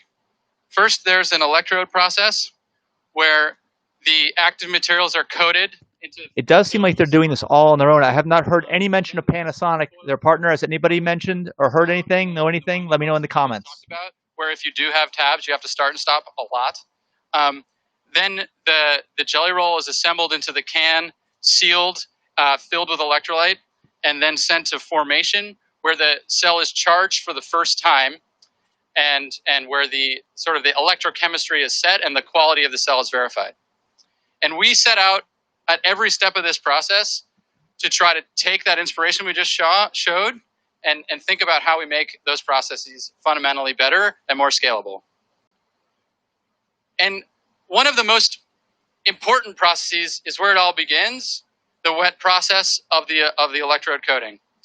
And just to give you all a sense of scale, I'm going to walk through what's in that wet process. You've got mixing where the powders are mixed with either a water or a solvent, solvents for the cathode. That mix then goes into a large coat and dry oven where the slurry is coated onto the foil, huge ovens, tens of meters long, dried, and that solvent then has to be recovered. You can see the solvent recovery system. And then finally, the coated foil is compressed to the final density. And when you're looking at this, you're like, wow, that's a lot of equipment for one step, especially when you consider that little speck next to the coating oven is a person. This is serious iron involved in making batteries.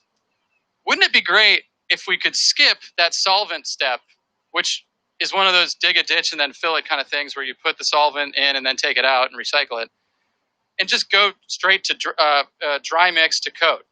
And that's what the dry process really is about.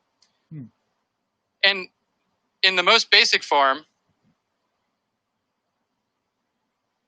you can see it here on a bench top. Literally, powder into film. As simple as that. I mean, it's hard, actually, just to be clear. If this was easy, everyone would do it. Yeah, they're innovating. These are some innovations. That's all I have to say. Easy. It's actually very hard to do what appears to be a simple thing. And it's worth noting, we did acquire Maxwell as like a little over a year ago, I guess.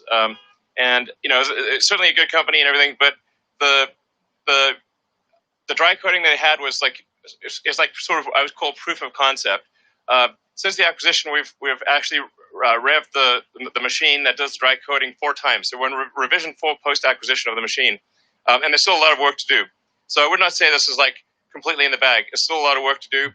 As you go from like bench top to lab to pilot to volume production, there are actually major issues that you encounter at every level. It's not like you make something work on your bench and bingo, now you can make a bazillion of it. Absolutely, it's insanely difficult to scale up. But if you do scale it up, what you saw before becomes this. Yeah. So you can see the motivation. A 10 times reduction in footprint, a 10 times reduction in energy, and a massive reduction in investment. But as Elon was saying, simple is hard. Yeah.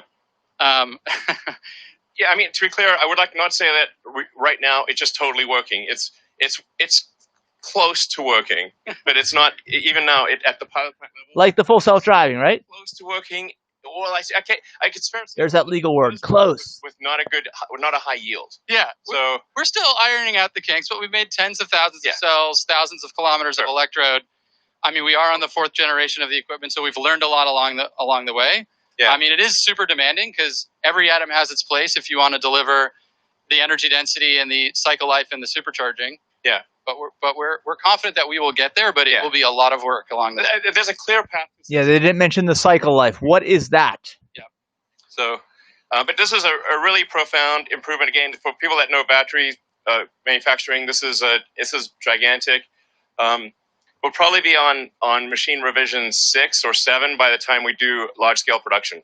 The rate at which the machines are being improved is extremely rapid. Like literally every 3 or 4 months is a new rev.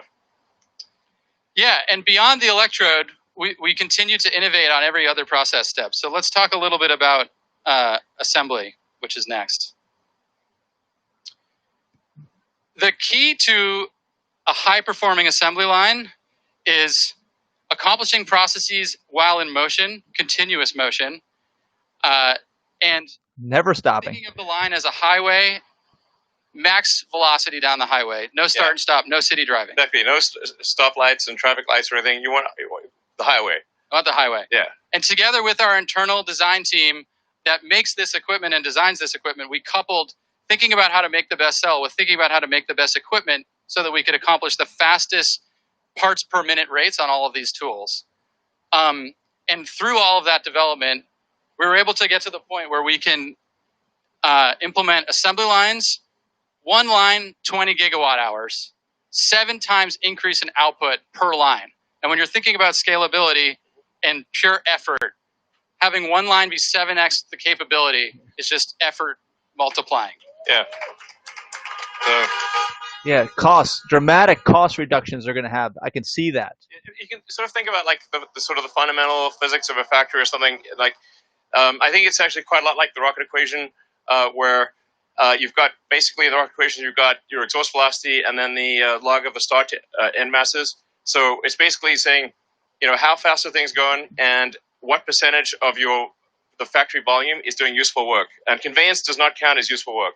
So only the value-added steps. Yeah, if you break the factory down into cubic meter sections, and say, or smaller, it could be like 1 liter sections, and say, is a majority of this volume doing useful work? You would be astounded at how bad most factories are. They're like maybe 2 or 3%, including our factory in Fremont. Wow. I think it is possible to get to at least 10 times that volumetric efficiency. So more like 30%. Ish, maybe more, and be 10x better, which means the factory can be 10 times smaller. And then the other thing is how fast are things going through the factory? It's like speed and density. The faster you go, like if a factory that's moving, let's say twice the speed of another factory is equivalent to 2 factories, basically. And the company that will be successful is the company that with 1 factory can accomplish what other companies take 2 or 3 or 4 factories to do. So this is what we're trying to do here is say, okay, how do we, with 1 factory, achieve what maybe 5 or even 10 factories would normally be required to achieve? And the vertical integration with the machine design teams at Groman and Hybar and others allows us to really accomplish that because we don't have all these edge conditions between one piece of equipment and another. They're not talking about Panasonic again. They're not saying Panasonic at all. All of these unnecessary steps. Yeah, I mean, basically Tesla is aiming to be the best at manufacturing of any company on Earth. This is the thing that's actually most important in the long run. That's a pretty big goal. Just from a company standpoint and from basically achieving sustainability as fast as possible. But I think also for long-term competitiveness, eventually every car company will have long-range electric cars. Eventually every company will have autonomy. I think, but not every company will be great at manufacturing. Tesla will be absolutely head and shoulders above anyone else in manufacturing. That is our goal. Well, that's the whole business of the car business. In other words, they're going to run everybody else out of business. That's translation for you guys. Okay, now let's talk about. Do you agree? Let me know in the comments. In a typical cell factory, formation represents 25% of the investment. And what is formation? It's charging and discharging cells and verifying the quality of the cell. Turns out we've charged and discharged billions and billions of cells in our vehicles, so we know a thing or two about that. The typical formation setup is you charge and discharge each cell individually. In our car, we charge thousands of cells at once. And we took our principle and our power electronics, leveraging Powerwall, vehicle battery management systems, and others to dramatically improve the formation equipment cost effectiveness and density. 86% reduction in formation investment, 75% reduction in footprint. So That's incredible.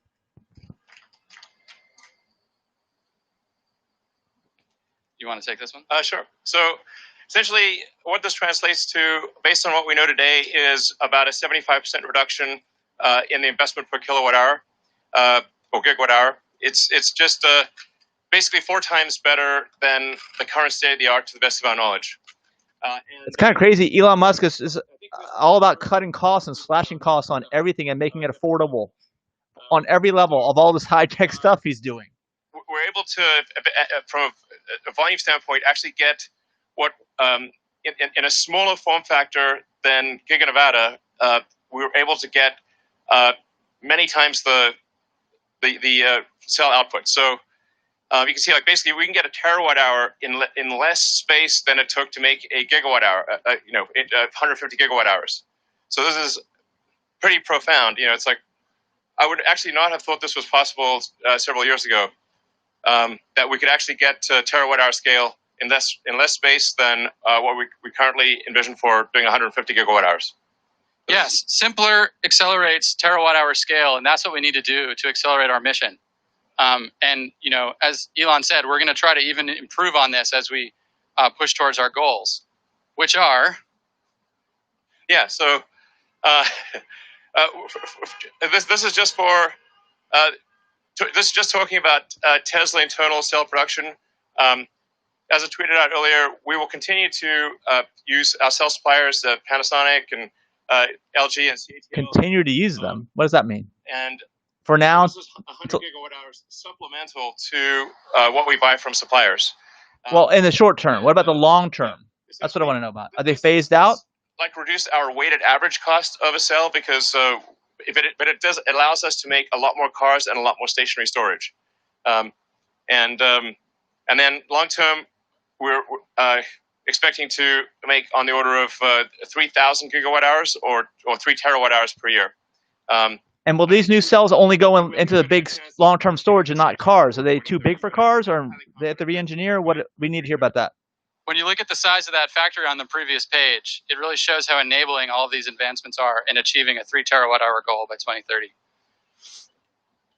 And not only is all of that manufacturing innovation fantastic for enabling scale, it's also an additional 18% reduction in dollar per kilowatt hour at the battery pack level. But wait, there's more. But wait, there's more. Yeah. So we have a manufacturing system. We've got a cell design. What are the active materials we're going to put in that cell design? Let's talk about the anode first. Let's talk about silicon. Why is silicon awesome? It's awesome because it's the most abundant element in the Earth's crust after oxygen, which means it's everywhere. It's sand. Yeah. Sand is silicon dioxide. Yeah. And it happens to store 9 times more lithium than graphite, which is the typical anode material in lithium-ion batteries today. So why isn't everybody using it? The main reason is because the challenge with silicon is that it expands 4x when fully charged with lithium. And basically all of that expansion stress on the particles start cracking, they start electrically isolating, you lose capacity, the energy retention of the battery starts to fade, and it also gums up with a passivation layer that has to keep reforming as the particles expand. Yeah, basically with silicon, the cookie crumbles and gets gooey. That's basically what happens. Good analogy. Not good at all. And Not good at all. to solve this, which exist, I mean, we have silicon in the cars that you're all in right now, are involved highly engineered, expensive materials in the scheme of things. Now, they're still great, and they enable some of the benefits of silicon. They just don't enable all of it, and they're not scalable enough. And you can see some of the things that maybe you've heard of, SiO, silicon with carbon, or silicon nanowires. You know, that's kind of the space right now. What we're proposing is a step change in capability and a step change in cost. And what that really is to just go to the raw metallurgical silicon itself. Don't engineer the base metal. Just start I can save a lot of money doing that. Expand in how you think of the particle in the electrode design and how you code it. Yeah, I'm not sure if you saw this. Basically, $1 per kilowatt hours. Yeah. Basically, if you use simple silicon, it's dramatically less than even the silicon that is currently used in the batteries that are made today. And you can use a lot more of it. The anode would cost, with this silicon, and the anode costs $1.20 a kilowatt hour. Yeah. That's low, very low. And how does it work? Start with raw metallurgical silicon, stabilize the surface with an elastic ion conducting polymer coating that is applied through a very scalable approach. No like chemical vapor deposition, no highly engineered high capex solutions, and then integrated into the electrode through a robust network formed out of a highly elastic binder. And in the end, by leveraging this silicon to its potential, we can increase the range of our vehicles by an additional 20%, just this improvement. Yeah, it gets cheaper and longer range. Just for that thing. Of course, all these other improvements they've already discussed and haven't even announced yet. And when we take that anode cost reduction, we're looking at another 5% dollar per kilowatt hour reduction at the battery pack level. And there's more. Let's talk about cathodes. What is a battery cathode? Cathodes are like bookshelves where the metal, the nickel, the cobalt, the manganese, or aluminum is like the shelf, and the lithium is the book. And really, what sets apart these different metals is how many books of lithium they can fit on the shelves and how sturdy the shelves are. Cobalt is a... Yeah, sorry, I was going to say, it's tough to exactly figure out what the right analogy is to explain cathode and anode, but a bookshelf is probably a pretty good one, in the sense that you need a stable structure to contain the ions. So you want a structure that does not crumble or get gooey, or basically that holds its shape in both the cathode and the anode. As you're moving these ions back and forth, it needs to retain its structure. So if it doesn't retain its structure, then you lose cycle life and your battery capacity drops very quickly. Absolutely. Yeah, I totally agree. And I think people are always talking about oh, what's the cathode going to be? Is it NCA or whatever? The thing to consider is just fundamentally what the nickel, the metals are capable of, and that's what we have on the chart here. Dollar per kilowatt hour cathode of just the metal, using just LME, London Metal Exchange prices, versus the energy density of just the cathode. And you can see nickel is the cheapest and the highest energy density, and that's why increasing nickel is a goal of ours and really everybody's in the energy and in the battery industry. It's a lower cost for sure.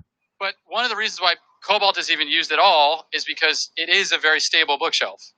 And the challenge with going to pure nickel is stabilizing that bookshelf with only nickel. And that's what we've been working on with our high nickel cathode development, which has zero cobalt in it. Leveraging novel coatings and dopants, we can get a 15% reduction in cathode dollar per kilowatt hour. Yeah. Big deal. Savings all around. But it's not just about nickel. You want to? Yeah, sure. So in order to scale, we really need to make sure that we're not constrained by total nickel availability. I actually spoke with the CEOs of the biggest mining companies in the world and said, please make more nickel. It's very important. And so I think they are going to make more nickel.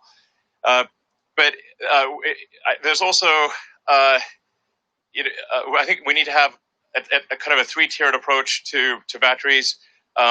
So starting with iron, that's kind of like a medium range, and then nickel manganese as sort of a medium plus, intermediate, and then high nickel for long range applications like Cybertruck and the semi. Because something like a semi truck, it's extremely important to have high energy density in order to get long range. So just to give anytime you're towing, more time, although if you look at the watt-hours per kilogram at the cathode level of iron, it looks like nickel's twice as good. But when you fully considered at the pack level, everything else taken into account, nickel is about maybe 50 or 60% better than iron. So iron is not. Who would have thought? It would seem when you look at it at the pack level fully considered. It's not as good as nickel. Nickel is like 50 to 60% better, but it's actually pretty good. And so, good for stationary storage and for medium range applications where energy density is not paramount. And then, like I said, for intermediate, it's kind of a nickel manganese. And it's relatively straightforward to do a cathode that's 2/3 nickel, 1/3 manganese, which would then allow us to make 50% more cell volume with the same amount of nickel. And with very little energy trade-off. I mean, just enough to have you still want to use 100% nickel for something like a semi-truck, but really not much of a sacrifice at all. And, beyond the metals, because a lot of people spend time talking about the metals, actually the cathode process itself is a big target.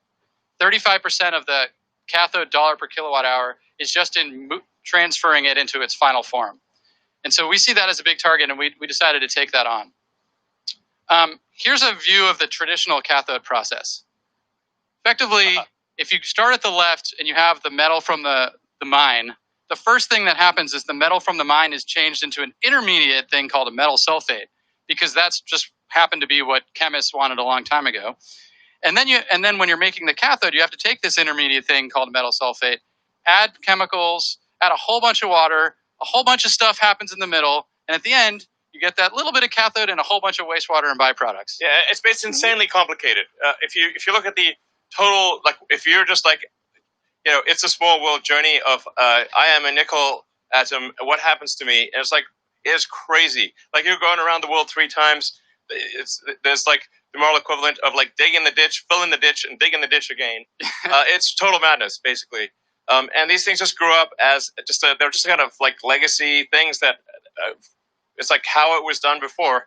And then they connected the dots, but really didn't think of the whole thing from like a first principle standpoint, saying how do we get from the nickel ore in the ground to the finished nickel product for a battery. And so we've looked at the entire value chain and said, how can we make this as simple as possible? And that's what we're proposing here with our process. As you can see, a whole lot less is going on here. We get rid of the intermediate, metal, water, final process. Yeah, they have really done some work there. Circulate the water, no wastewater at all.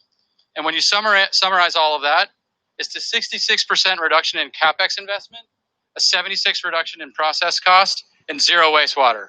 Much more scalable solution. Yeah. Very good.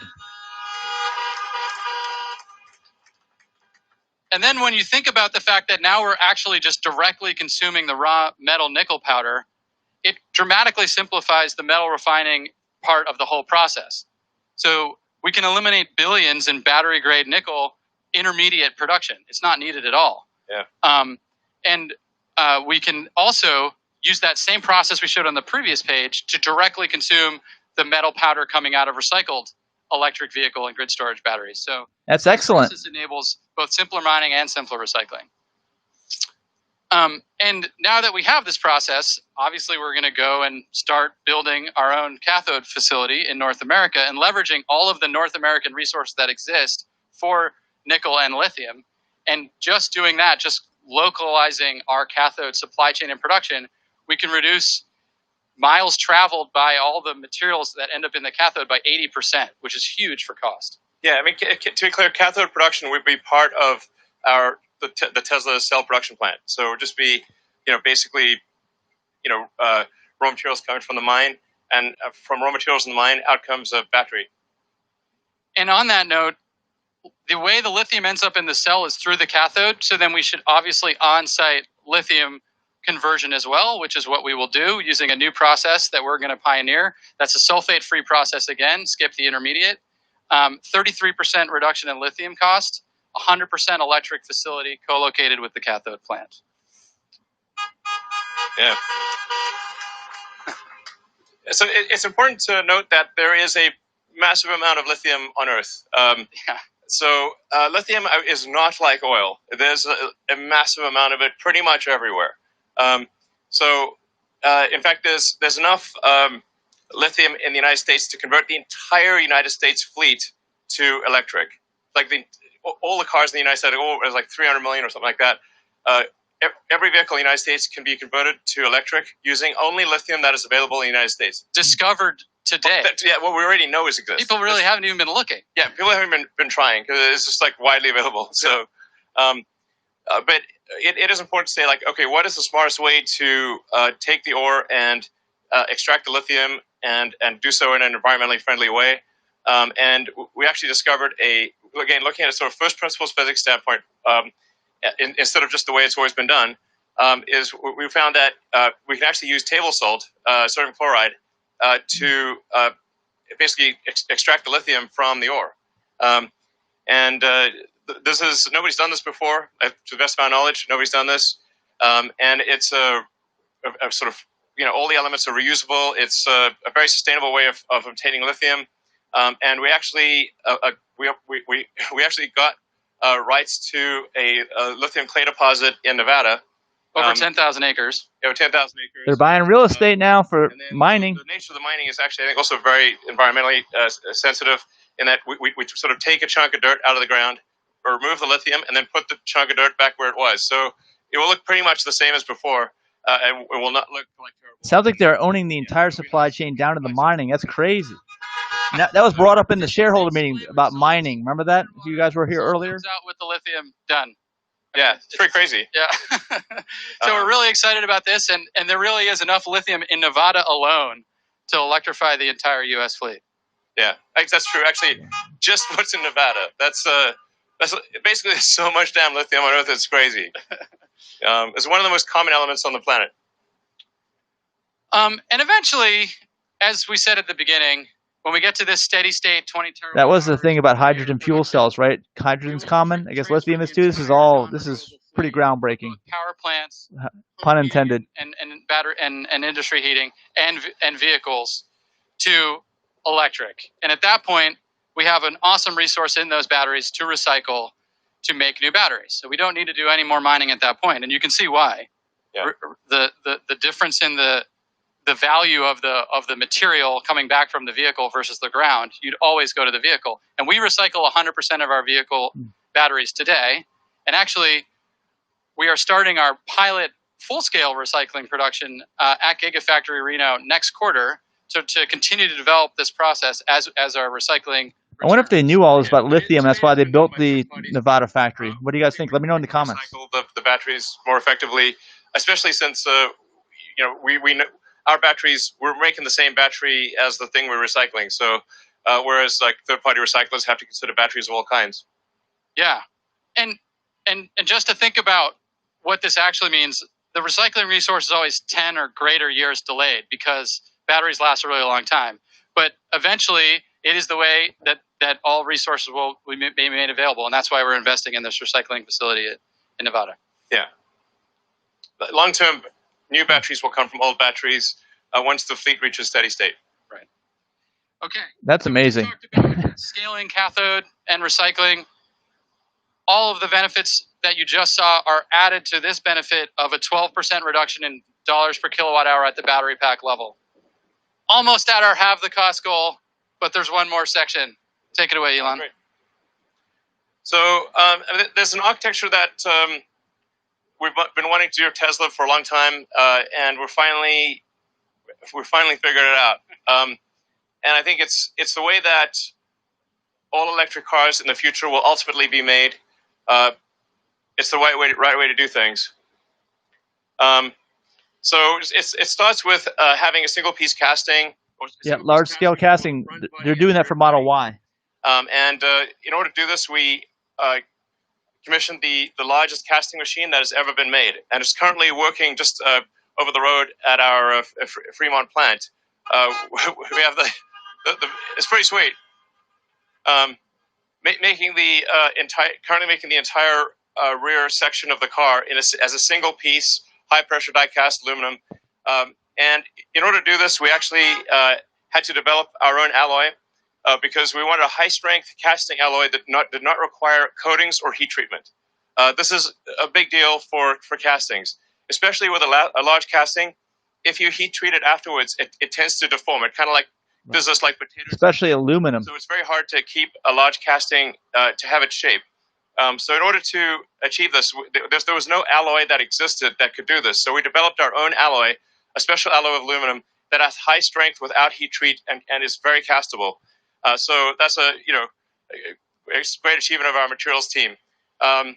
in fact, in general, we've got a lot of advanced materials coming for Tesla, that new alloys and materials that have never existed before. So, so you're basically making the front and rear of the car as a single piece, and then that then interfaces to what we call the structural battery, where the battery for the first time will have dual use. The battery will both have the use as an energy device and as structure.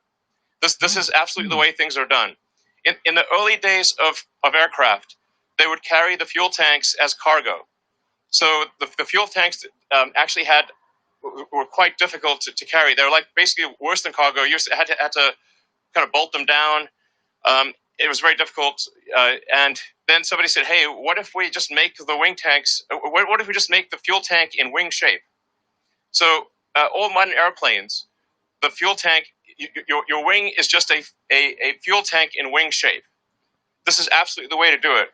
And then the fuel tank serves as dual structure, and it's no longer cargo. It's fundamental to the structure of the aircraft. This was a major breakthrough. We're doing the same for cars.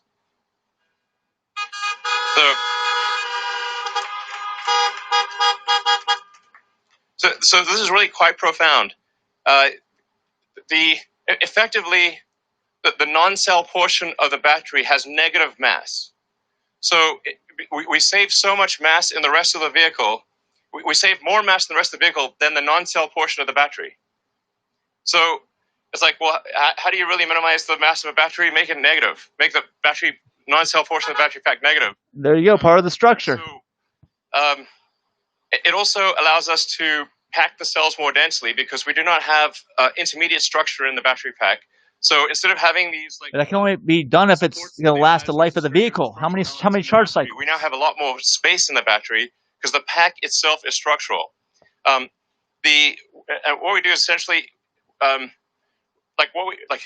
instead of having just a filler that is a flame retardant, which is currently what is in the 3-in-Y battery packs, we have a filler that is a structural adhesive, as well as flame retardant. So it effectively glues the cells to the top and bottom sheet. And this allows you to do shear transfer between the upper and lower sheet. Just like if you have like a Formula One craft or like a racing boat, and you have carbon fiber face sheets and, say, aluminum honeycomb between them, this gives you incredible stiffness. And it's really the way that any super fast thing works is you create basically a honeycomb sandwich with two face sheets. This is actually even better than what aircraft do, because aircraft do not do this. They can't do this because fuel is liquid. So in our case, the batteries are solid. So we can actually use the steel shell case of the battery to transfer shear from the upper and lower face sheet, which makes for an incredibly stiff structure, even stiffer than a regular car. Yeah. In fact, if this was a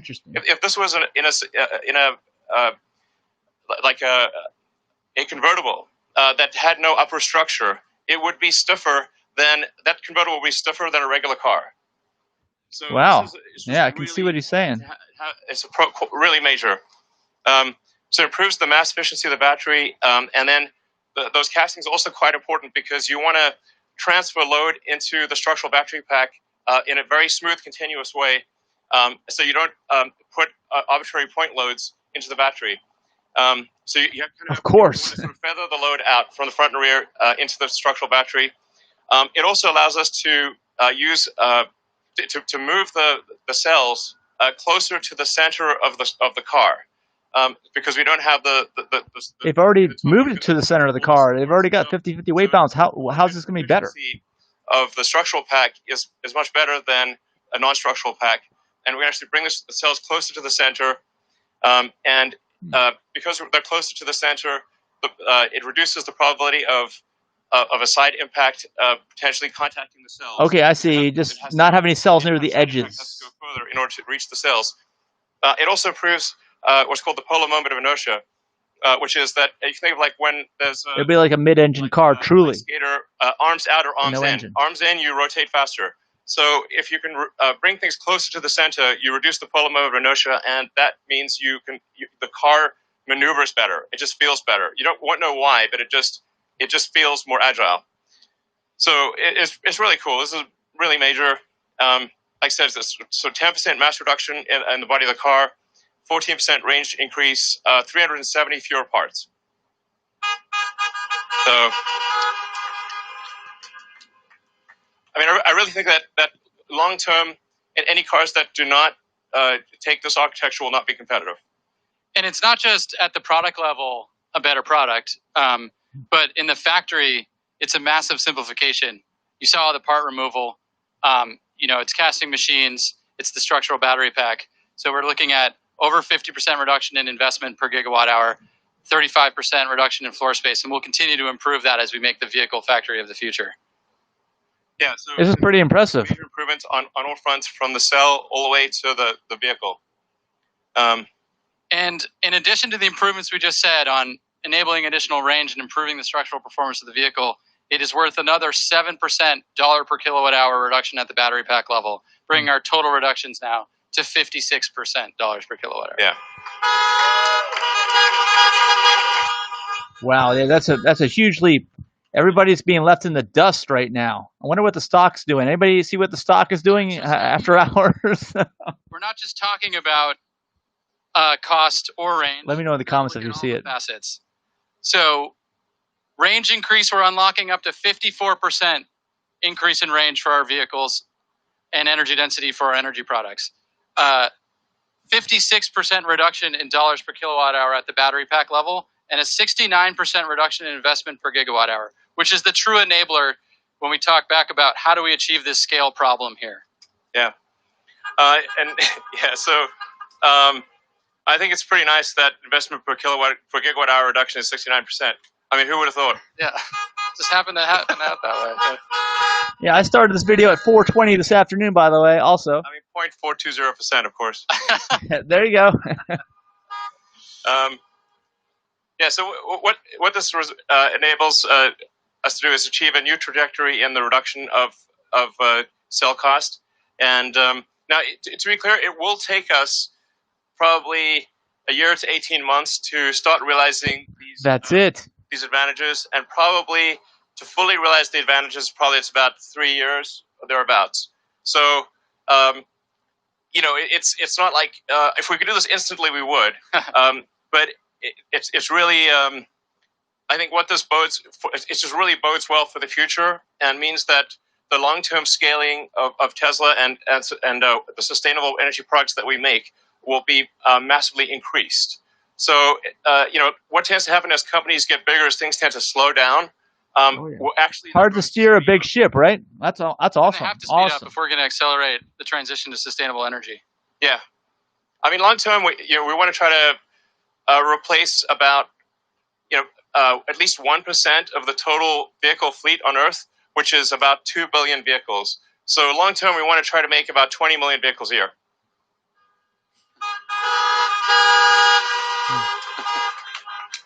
But I think it's important to point out that when we talked about 3 terawatt hours by 2030, the problem is a 20 terawatt hour problem. So everybody needs to be accelerating their efforts to accomplish these objectives.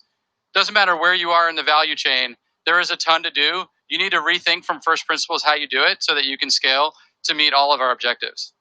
Yep. And Elon? Sure. What does this mean? What does this mean for our future products? We're confident that long term we can design and manufacture a compelling $25,000 electric vehicle. Very good. Beep beep. This has always been our dream from the beginning of the company. I even wrote a blog piece about it because our first car was an expensive sports car, and then it was like slightly less expensive sedan, and then finally sort of a mass market premium, but like the Model 3 and Model Y. But it was always our goal to try to make an affordable electric car, and I think probably, like I said, about 3 years from now, we're confident we can make a very compelling $25,000 electric vehicle that's also fully autonomous.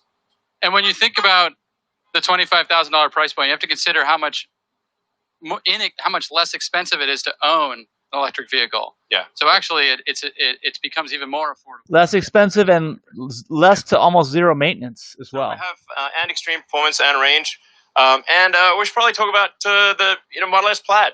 What about that? Oh, there we go. I mentioned this earlier in the video. Yeah, let's see it.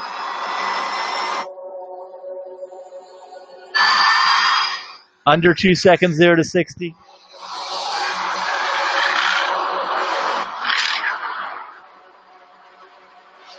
Under 9-second quarter mile. Wow, 520. I wonder if it's a double stack battery.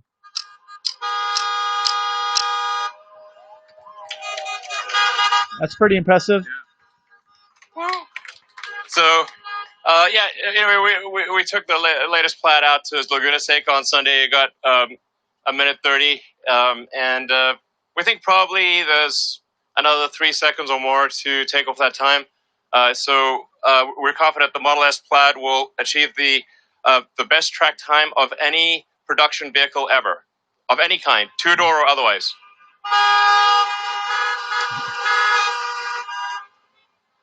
And you can order it now, and it's... there you go. Get on the Tesla website. Basically end of next year. So, and now we'll move to Q&A. Absolutely. So we'll invite a few people on stage. Come on up, team. This ought to be interesting. I want to hear about Panasonic. I want to hear about... They didn't mention anything about the charge cycles or million-mile battery.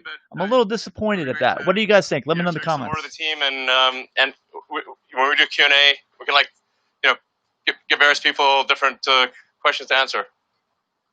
Sounds great. They all have their masks on. See? Actually, I don't know either. Okay, well, you can just So no million-mile battery, no level 5 self-driving. Maybe in the Q&A. Oh, they're mics. Okay, wait for the mic. Oh, there are mics. Okay, great. All right. Okay, we'll definitely need to give people mics because otherwise there's no way. Sorry? Okay. All right, we're going to pass some mics out. We don't have a name for the $25,000 car yet. It's a great question, though. I wonder if it's going to be smaller than the Model 3. It probably is going to be smaller in size as well, I'm guessing. Yes, we will be manufacturing cells in Berlin. Yep. Thermal management system? For homes. Oh, you mean like the home HVAC? Yeah, that's a pet project I'd love to get going on. I don't know, maybe we'll start working on that next year. Because I just think you could really make a way better home HVAC system that's really quiet and super efficient and super energy efficient, and also has a way better filter for particles. And I've used those for years. Yeah, there's definitely room for improvement. Very reliably, and we've already developed that for the car. S and X in the Model Y. The filtering system S and X, heat pump Model Y and Model 3 now. I think soon. It's efficient. It has to last for 15 years. It's got to work in all kinds of conditions, from the coldest winter to the hottest summer. So we've actually already done a massive amount of the work necessary for a really kick-ass home HVAC. And they can also stack them. So if you want to say, depending upon the size of your house or whatever, how much you need. Yeah, this question has been asked before, so this really isn't anything new. And just have a very compelling, super efficient home HVAC. And then you can also communicate with the car, and it'll know when you're coming home. So it's I don't need to keep the house cold all day. I just cool it down because I knew you were coming home. So this also is nothing new. There's technologies out like that today already. When you actually need cooling and heating. That'd be great. Oh, interesting. Okay, I guess that's a little bit of a spin to it. Who's next? Hello. Hey guys, Eli here from Tesla Owners Club, My Tesla Adventure. Just quick question. So I'm a huge fan of car camping in my Tesla with my dream case, my all-time favorite activity. Is it going to be possible to get climate control to the back of the Cybertruck? Because that would be the ultimate camping machine if we can get all-night climate control. We'll try to do that. Thank you. I agree. That'd be really cool. Yeah. There won't be much headroom though. All right, who's next? Hello. Yeah. Long time fan. Great guy. Just a question. How does the ice industry look like for in the future? Oh, bad. Gone. Well, I don't think there will be an ice industry long term. Yeah. I mean, well, I guess there might be like a few things that are like, it's a like curious thing. Like, I mean, there's still like some steam engines made somewhere, but like they're just basically sort of quirky collector's items. I mean, that will be the future of the internal combustion engine car. And smelly too. Hi, Elon. To your left here in the white Model Y, Ryan McCaffrey from the Ride the Lightning Tesla podcast. Curious about Cybertruck. It was interesting to see where you had it in on the battery technology front. I'm sort of curious what you see for it in the production front. Is its volume, trucks are so popular in America, do you see its volume equaling the 3 or the Y in the future? And also, is the were you able to get Tesla is able to legally be sold in Texas as part of the Giga Texas deal? That last one's interesting. What the volume exactly would be for the Cybertruck? The orders are gigantic. So we have like, I don't know, well over 500,000 orders. I think maybe 600,000 or 600,000. That's a lot, basically. We stopped counting. So I think there's probably room for, I don't know, at least like a unit volume of like 250 to 300,000 a year, maybe more. Now we are designing the Cybertruck to meet the American spec, because if you try to design a car to meet the superset of all global requirements, it basically, you can't make the Cybertruck. It's impossible. Probably because of the way the body's designed with the exoskeleton. For pickup trucks by far, or large pickup trucks. And then I think we'll probably make an international version of the Cybertruck that'll be kind of smaller, kind of like a tight Wolverine package. It'll still be cooler, but it'll be smaller, because you just can't make a giant truck like that for most markets. Oh, I guess for the roads too. Yeah, the roads are way too small. They're wider in the United States on average, for sure. I think probably we'll be able to sell directly in Texas.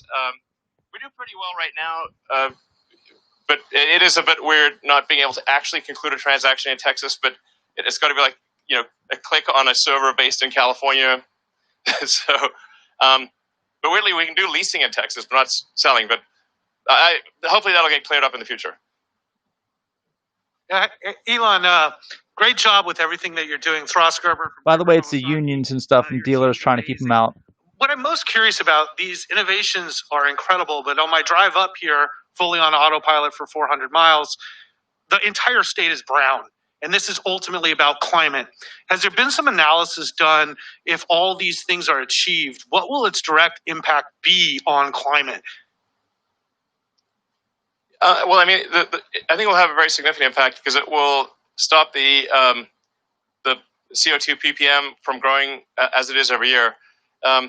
And I mean, I should say, like, I try to view the whole climate thing for, as a science question as much as possible. Science, you always question your hypothesis. Is it true? Is it not true? Or assign a probability to a given hypothesis. And I should say that my original interest in electric vehicles predates the climate issue. Like, just when I was in high school, I thought, man, if we don't figure out electric cars, the whole economy is going to collapse when we run out of oil. So it's like, we better figure out electric cars. And that was a long time ago. Or civilization is going to crumble. He was in the mid or late 80s, like me. It was only kind of later that the significance of the climate risk became apparent. We were also able, using tracking and other types of technology, to access a lot more fossil fuels than previously thought, which is, helpful for lowering the cost of gasoline, but it's pretty bad for the total tonnage of CO2 that you can put in the atmosphere. Yeah, it's worse. It's like fishing technology. You end up killing all the fish, capturing them all. There's nothing left. But this is, and they're all destroyed. Just going through this presentation, it is a absolutely monumental task to accelerate the advent of sustainable energy. I mean, the entire global economy is still, more than 99% dependent on, or roughly 99% dependent on fossil fuels. 99, is that accurate? For sure. Right now, they're still and there's still very few as a percentage of the total global fleet is practically nothing. I would say yes, less than 1% of the global fleet is electric right now. Because of 2 billion cars and trucks and whatnot in use. So there's a massive amount of work ahead, just insane, like hard to comprehend how much work is ahead to get the new vehicle production to be sustainable, to massively increase the amount of stationary storage, which is critical because renewable energy is intermittent. Wind and solar is intermittent. Sometimes the wind doesn't blow, and this obviously sun doesn't shine at night. So you got to have batteries, a massive number of batteries. So it's hard to measure in direct impact, but it's an experiment that we shouldn't be performing. And the sooner we can sort of end the experiment. Yeah, they're doing a great job for sure. Really good. Sustainable way that is actually lower cost. I mean, I think the thing that people haven't fully internalized is once we do get to the 25K car, the ownership cost of that car is incredibly lower than the prior car. And then on the solar side and wind, with the cost of solar and wind coming down and with batteries coming down with them, the actual cost of energy on the grid is going down. So we're sort of moving towards a sustainable, lower cost future. So there's not really a sacrifice. Yeah, that's true. It is a false dichotomy to say that it's either prosperity or sustainability. This is often used, by oil and gas to say like, oh, well, do you want people to lose their jobs? Do you want lower? They'll have new, better jobs, probably better paying. Make all these economic sacrifices. And with stock options when the price goes up too. And the reality, as Drew was saying, is that a sustainable energy is going to be lower cost, not higher cost than fossil fuels. Elon, quick question for you, right here in front. First, thanks for having everyone. And as telling a friend, the one company to go work for that's going to have the biggest structural impact over the next 10 years of scale, it's probably Tesla. So kudos to everyone at Tesla for what they've done to this point and going forward. The two questions for you, as you've looked at the auto and the storage markets, I know you've talked about it at kind of 50-50 long term, but it seems like a lot of the battery cost curve achievements that you've presented today really make some of these storage opportunities much more feasible over the next 5 years. And so I guess the first part of the question is, does your calculus upon learning and improving these things change on that 50-50 mix, or is there a role where storage becomes bigger? And then the second part of the question, with all these huge grand visions, who's going to be with Tesla from a corporate perspective accomplishing these things? Obviously, Tesla can't do it alone. I think they can. I think they're getting rid of Panasonic eventually. Etc. I don't see a lot of other Teslas. Well, actually, so there's a lot of companies in China that I think are doing great work with electric vehicles and also with stationary storage. Although we don't see that much in the US. NIO, right? If you're on NIO stock investors. I don't know. I mean, obviously, we're doing everything we can to encourage other companies to move to sustainable transport and also, make stationary storage batteries. We opened up, made our patents freely available. He's trying to say that they're not trying to eliminate the competition, but we all know that they are. But they don't believe it, So I mean, we've talked until we're blue in the face. What are we supposed to do? But we really are hopeful that other companies will also. Most of the companies aren't willing to take many risks at all. Is the biggest issue. Come sooner. From a fundamental market size perspective, like we did the first ground up work to show the size of the market in terawatt hours, and they are roughly 50-50. 10 terawatt hours for transportation, 10 terawatt hours for the grid. And part of that is because the grid batteries, because when you're making a power plant, you're making a large investment, are 25-year assets or greater. If the grid batteries were 10-year kind of things, the grid market would be bigger, but because it's a longer duration asset, they're roughly the same size. Thinking long term, is there any other segments that this new battery will be able to disrupt or electrify beyond just the initial Model 2 or cheaper sedan, like a boat, boring company, Luke, plane? Where are you, Golly? Are you there? What's that? I would think everything. Okay, great. I mean, man, yeah, it's like ventriloquism here. You know, it's like we just get the sound out of the speaker and you can't tell where the heck it's coming from.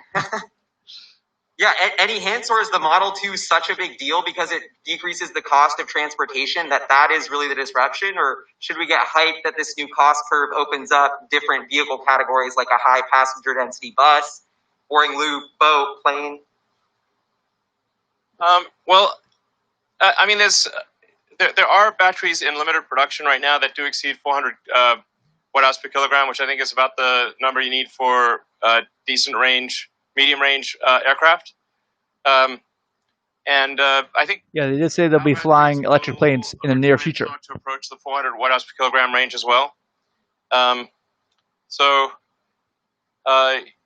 I mean, I think over time we'll see all modes of transport, with the ironic exception of rockets. Yeah. Get rid of those fumes from rockets.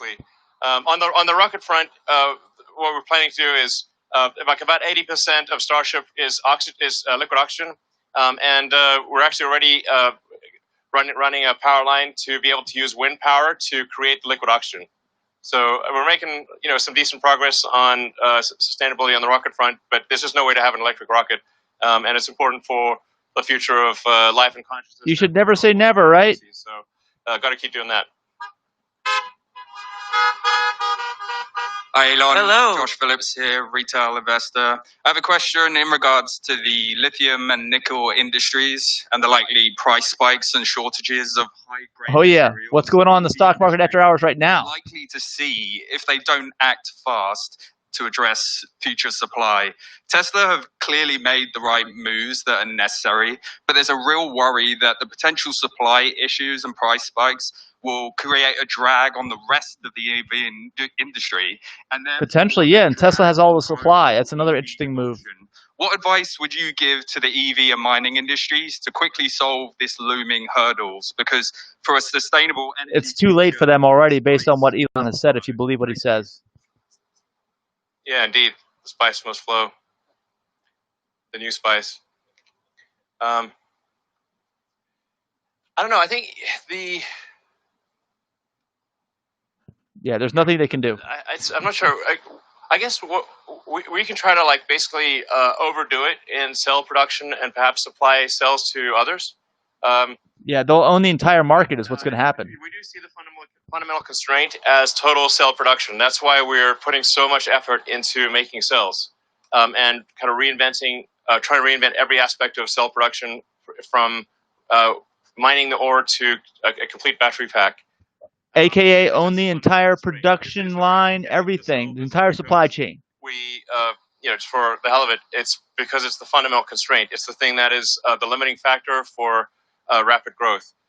But we could certainly try to overdo it on cell production and perhaps sell cells to others. Although we are going at absolute top speed, so it's not like we're holding it back. I think that no one else is going to have a choice of who to buy cells from. If there are even any other manufacturing, assembly, car businesses left after this. That have lower drag coefficient. Yeah, they don't, because they don't have the slope back. They have the squared off back. Powertrains. I mean, that's kind of what we've done in order to make iron phosphate still have a good range. So the iron phosphate's lower energy density solution, but there's while there are some limitations on the total amount of nickel produced every year, there's really no limit on the iron. There's so much iron, it's ridiculous. So you can really scale up iron phosphate. But they are inferior, like he's saying. More than you can nickel. But yeah. And just to point out, when we were walking through this presentation, we intentionally separated all the different aspects. The benefits of structural battery apply to a iron-based cathode in the same way they apply to a nickel-based cathode. Yeah. So you get longer range iron-based vehicles, and also the silicon benefit can apply to the iron-based vehicles as well. So we can do a lot to extend the range of an iron-based vehicle, which is why it's a key part of the roadmap going forward. And then I invited Turner up here to talk about what the mining...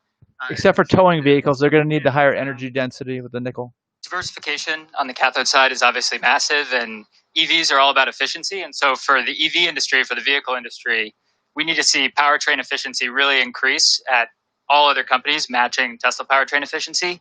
so that everyone can have that diversified cathode approach where LFP is used in medium range and yeah. So you have, as the base, you have to have super high efficiency vehicles, which is what Tesla's done all along. That's one of the reasons why I have no spare tire, by the way, if you've seen some of my videos. Vertical integration, strategic vertical integration that a lot of different people can do. What we need to see is vertical integration that shortens the process path from mine to cathode. And what we're doing here is novel, and we're trying to push the industry in that direction. So we're presenting a model here that anyone can follow. Yeah, in fact, if there's anything that you guys want to comment on, feel free to step forward and say something. I think the key is to be smart about your chemistry choices, your materials choices. Spoke louder. Yeah, if you're smart about your materials choices, the spice will continue to flow. Yeah. You don't need to use the same kind everywhere, and it's about strategically planning it out. And for miners, I think we are incentivizing them quite a bit to ramp up their production. Yeah. And actually, we had good calls. Well, and remember, Tesla owns real estate that has almost all the nickel in the United States. So, are you going to grow like crazy? And we're like, yeah, we're going to grow like crazy. And then I think this indicates we're going to grow like crazy, and that's what the miners want to hear. And then they'll go make. Yeah, but they also said that they'll get to a point where they're self-sustainable and they can recycle and make new batteries from all the recycled stuff. So it's only going to be miners for a period of time. Future plans to make partnerships with music companies like it has done with 10-cent games or things like that for you guys to actually kind of expand your services? That's the stuff I don't even use. And other types of creative people to get involved in, producing content that can be part of the Tesla ecosystem, or so other people that do creative things can get involved with you guys? Well, we haven't really thought about that much, but I suppose it's probably something we should think about. We will be providing a title on Teslas. So, we're providing, more music sources that people can choose from, and generally trying to improve the entertainment experience in the cars. And I think actually they're already the best. They don't have to do anything in that area. In this future, the importance of entertainment and productivity will become greater and greater. Well, that's true, but everyone has their own devices that are mobile. The car is fully autonomous and driving somewhere. It's sort of like being the car is essentially your chauffeur, and then the things that become important are, okay, well, let's have good entertainment, and if you want to do some productivity stuff, then that actually starts to become much more important because you're no longer spending your attention driving the car. So it will be extremely important in the future. Again, I think they've already got that figured out, and mobile devices solve all that. You don't need anything in the car other than the good sound system, which they already have. Should we do the second one? Yeah. They're looking at questions. Like if we're able to make enough cells, which we'll try to do, or we will supply other companies. It's definitely not an intentional effort to keep the cells to ourselves. Okay. If we make enough for other companies, we will supply them. It's very competitive, very competitive business, but Tesla's way out in front. Sustainable energy, whatever that is. So, vehicle to grid, we get asked that a lot. That's happening. Vehicle as a power source, battery as a stationary power source. Vehicle to grid, it doesn't, unless you have a power cutoff, like you need. But not permanent. Yeah, it's temporary in special circumstances. Otherwise, if you lose the power in your house, you'll basically just backflow energy to the grid. So just having a reversal in the power flow does not actually keep the lights on. You need a whole separate system to cut off power to the grid.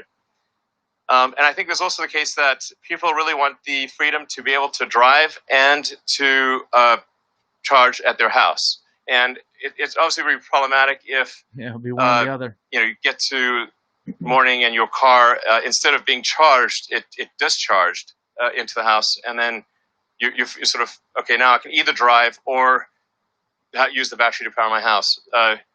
I think it's actually going to be better for people's freedom of action to have a power wall and a car separate, and then it's everything works. And you add that. It's really only for car camping, other special circumstances, off-grid houses. Roof, and local battery storage. So you basically become your own utility, and then the the car is can be charged also with solar.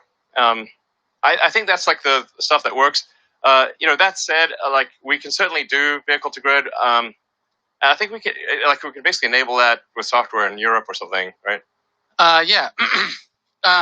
We are future generations of power electronics. We will be able to do this more or less everywhere from a like energy market participation perspective. But yeah, from a backing up the house, and it just so happens that the way the North American connectors are on all the cars in North America, it doesn't matter whether it's the Tesla connector or the connector that the other vehicles have, doesn't actually support powering your home. It's Okay, people had suspected this, but I guess they're saying it's only non-United States connectors. All versions of our vehicles will be able to at least do bidirectional power flow for the purposes of energy market participation. But even for that, it's important to remember that your car isn't plugged in 24/7.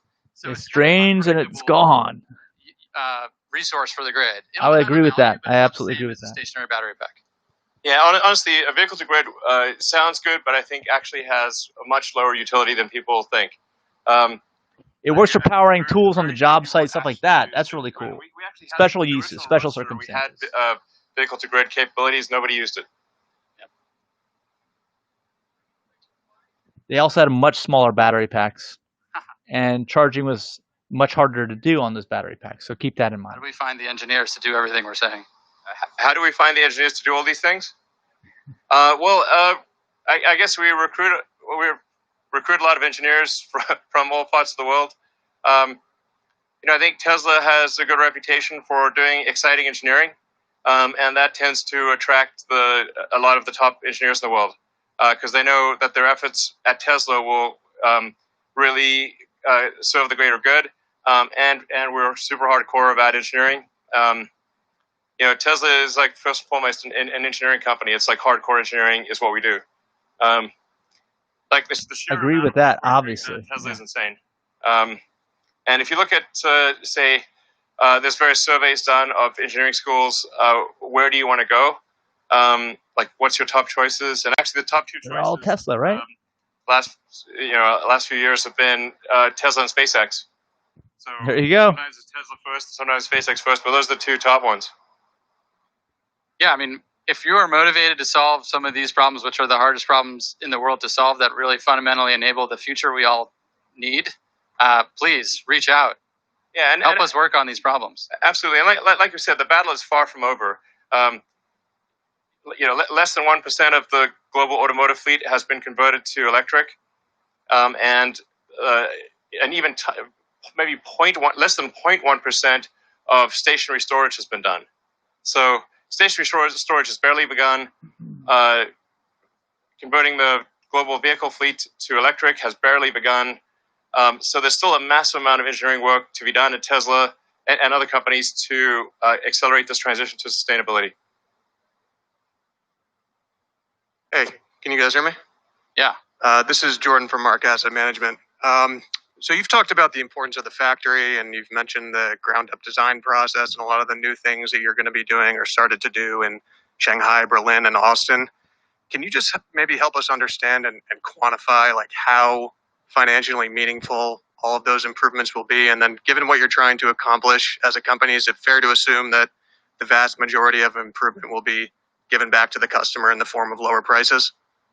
Definitely, it already is. People are upset who bought cars and Tesla cuts the price without telling anybody. I think certainly we will try to give back as much as possible to the customers. It's not like it's not like Tesla's profitability is crazy high. Our average profitability for the last 4 quarters is like maybe 1%. So just to be clear, it's not like we're minting money. Our valuation makes it seem like that's because they keep cutting the prices to gain market share. We do want to try to make it's smart business, as competitive as we can without like losing money. And if you lose money, then if you keep losing money, you'll die. So we have to. So they're on the edge. He drives this on the edge, right on the edge of dying. So, but affordability is key to how we scale, right? Like the demand goes nonlinear as you reduce the price of the car.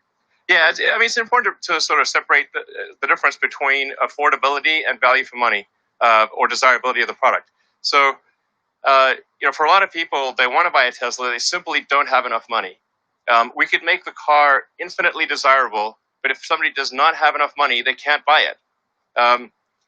sometimes people kind of forget this. It's like it's not. It's like people have to have enough money to buy the car, and just making a car super. Well, this is old news from now. That's why they started out with the expensive cars, because the parts were even more expensive, batteries were more expensive, and then just keep trickling them down and less and less. Yeah. So, which way go some of these things? Scroll down or something. Oh. By the way, that giant screen, we have one of those for our nonprofit. Nowhere near that big, though. I've never seen one that big. That is like 4 times the size of ours, and ours is huge. In the classes of vehicles we sell today, we're already doing that. Yeah, we're already pretty close. And then factoring in total cost of ownership, the fact that electric vehicles require much less servicing and are way cheaper to run.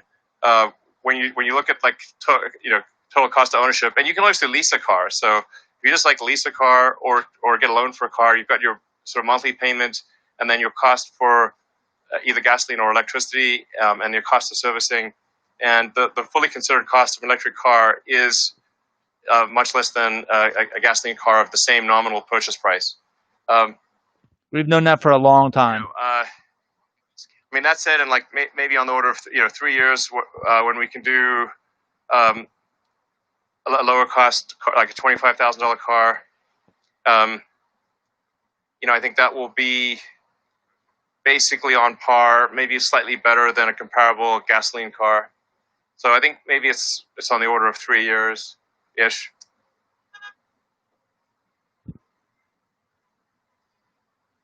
How have the technology advancements and increased vertical integration of battery manufacturing influenced your ability to improve the environmental and social impact of the supply chain? Again, they are not talking about Panasonic and the long-term relationship with them. I'm very interested to hear about that. I don't think it's going to exist. I think Tesla's taking them over, pushing them out. We covered recycling. Yeah. Well, just scroll until we've got stuff that we haven't covered. They haven't covered the charge cycles. How many charge cycles are they going to get? Where's the million-mile battery? That's what I want to hear about. And I don't think we're going to hear anything about that with this presentation, which is really disappointing for me anyway. This was great information they had, and a lot of surprises, good surprises, but they didn't talk at all about million-mile battery, and they didn't talk about level 5 self-driving for this year. Durability question. Let's go to that one. Go down, go down, go down. Good technical question. I don't know if that's charge cycles. Durability could be charge cycles. How are you going to address the cathode durability and cost environmental impact trifecta? Is this something you're going to leave the upstream supply chain to solve? No, I think we tried to answer that directly. I mean, we really are looking at not just what happens in the cathode facility, but currently outside the cathode facility that should really be inside, and removing processes that shouldn't have been there in the first place, and the use of reagents that are just costly and not necessary, and removing a bunch of wastewater from the process. Yeah, they said all that, plus also getting self-sustainable with the nickel and not ever needing to mine any, which is really interesting. Go through everyone and maybe say what you're doing and say a few words. I don't know. Sure. I just want to reiterate the fact that this is a massive problem. Massive problem. And it seems like Tesla's on its way and ahead, but we need everybody's help. Because it's everybody's planet, and we're not going to get to 20 terawatt-hours by ourselves. So please think about this carefully, as it affects everybody. So let's get on it. And obviously, if you care about solving sustainability and doing hardcore engineering, definitely come work at Tesla. Yeah, we went through a couple of the manufacturing improvements, and it kind of looks easy when you put together a nice slide deck, but the challenges are like this. It's super challenging. When you take materials out of the process, when you integrate processes together, you have to do a lot of things at once, and that's like this immense engineering challenge. And so, to appreciate that, you need to get through this. We need the best engineers we've got, and we've got this awesome team. I just want to shout out also to all of our team watching. You guys are awesome. You absolutely kicked ass putting this together, and yeah. Yes. Yeah, who would have thought for me growing up in the 80s when the Japanese were all like everything for engineering that it would return to the United States? I never would have thought that, but I guess it does. Managing the construction here at Tesla. What I would like to say is one, shout out to the team. The team has been working effortlessly. A very, very tough project here for 24 hours a day, it seems like, around the clock to have this complete. The thing that sets us apart from a lot of other construction, we have a construction company here. The thing that sets us apart is that we're integrated in the manufacturing process. So every detail that comes from Drew's mouth is directly implicated into the system that we're building. That way, what would typically take 3 or 4 months to create a specification, our design team is working right with the manufacturing team to allow us to speed that process up tremendously. So, yeah, it's definitely a important part of the vertically integrated approach is to be able to design the factory around the equipment, in fact, together with the equipment, so that you can build the factory at lower cost and more quickly. I'm Scott. I focus on cell design. I think it's hard to put into words how inspiring this is. I've been at it for a long time with Tesla, and yeah, I really hope others do join us. Since when, Scott? Since 2005. Yeah, yes, with many of you. 2005. That guy is a multimillionaire just on stock options alone. If not a billionaire, maybe. That's why he's so excited too. It provides a lot of motivation. Just remember that. Not only stock options, but also the early referral program, people who have won free Roadsters. Short period of time, about a year. It's been really an incredible transformation. I mean, hopefully what we've shown you inspires you to join us or join somebody else in the effort. And I couldn't think of a greater, more intelligent, more hardworking team to be working on with this problem. Hi, Peter. I lead the manufacturing improvement team. And I guess the point that I would like to make is manufacturing improvements is like the accelerator. So like you think about the execution that Rodney talked about in terms of how fast we've been able to put together this factory, which is amazing and something that's been really incredible to be a part of. That's not enough. What we need to do is improve the manufacturing technology. That's the real accelerator. And that's what we're really focused on. Elon talks about it all the time, that really going and improving that system is what will enable us to get to the scale and the cost that we need.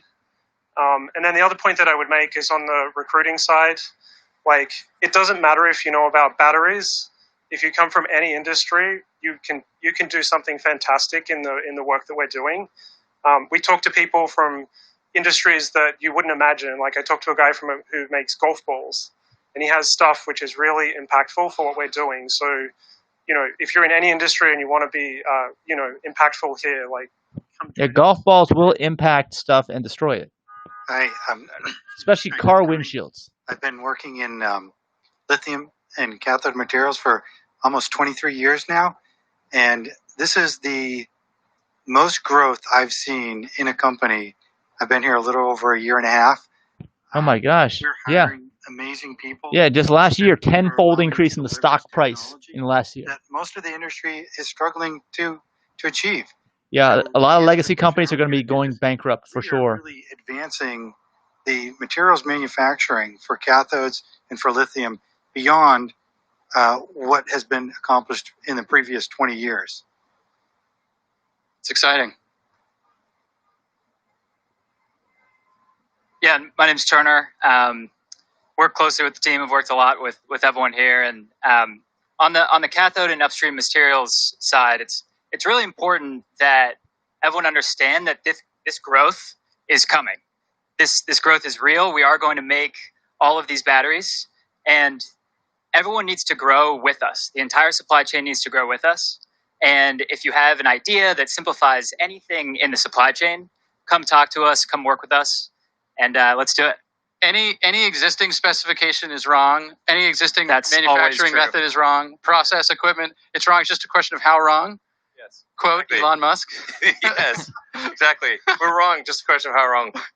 Just try to be less wrong. So tell us how we're wrong and how we can do it better so that we can accelerate and improve as fast as possible. All right. Well, I guess thank you everyone for coming. I hope you liked the presentation. Very exciting future ahead. We're going to work our damnedest to transition the world to sustainable energy as quickly as possible. and your support and help is key to that success. So thanks again, super appreciated, and look forward to the next event. Thank you. Thank you.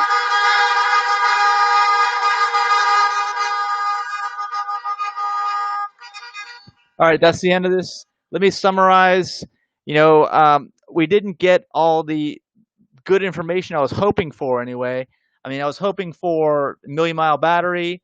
I was hoping for level 5 full self-driving updates, none of which happened. But what did happen is basically Tesla saying how they've leapfrogged everyone again, and this time in the battery industry. And I think Panasonic's days are numbered for sure, unless they can figure something out. And I don't know what's coming on here. I'm getting, okay. We switched over. Let me switch over. Here are we. Get me maximized. Okay, there I am. So to summarize, it was a really good show. Like I said, we missed out on some of those things.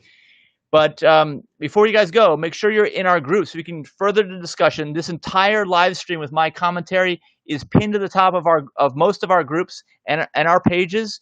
And how do you find them? You go to adigitalnomad.net. That's adigitalnomad.net Facebook page, and then click on groups.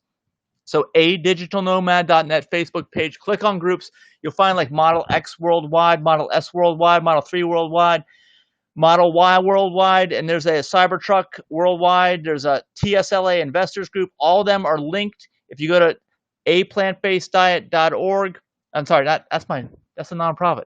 adigitalnomad.net. Just go look up in the upper right, upper right corner, right there. adigitalnomad.net Facebook page, and then also go to adigitalnomad.net YouTube channel and subscribe there. So you'll see all kinds of videos. I'll be talking about this stuff all the time going forward, and I want to hear what Tesla stock price is going. So I'm going to go right now into the TSLA stock investors group and see what the convo is there. So if you're watching from there, hi. It's the end of this video, but like I said, we'll keep it pinned to the top for a while, and you can watch through this video for the foreseeable future. It'll always be in the group as well, even if it's not pinned to the top or an announcement. So have a great night, everybody. I'm going to go get some dinner. Bye.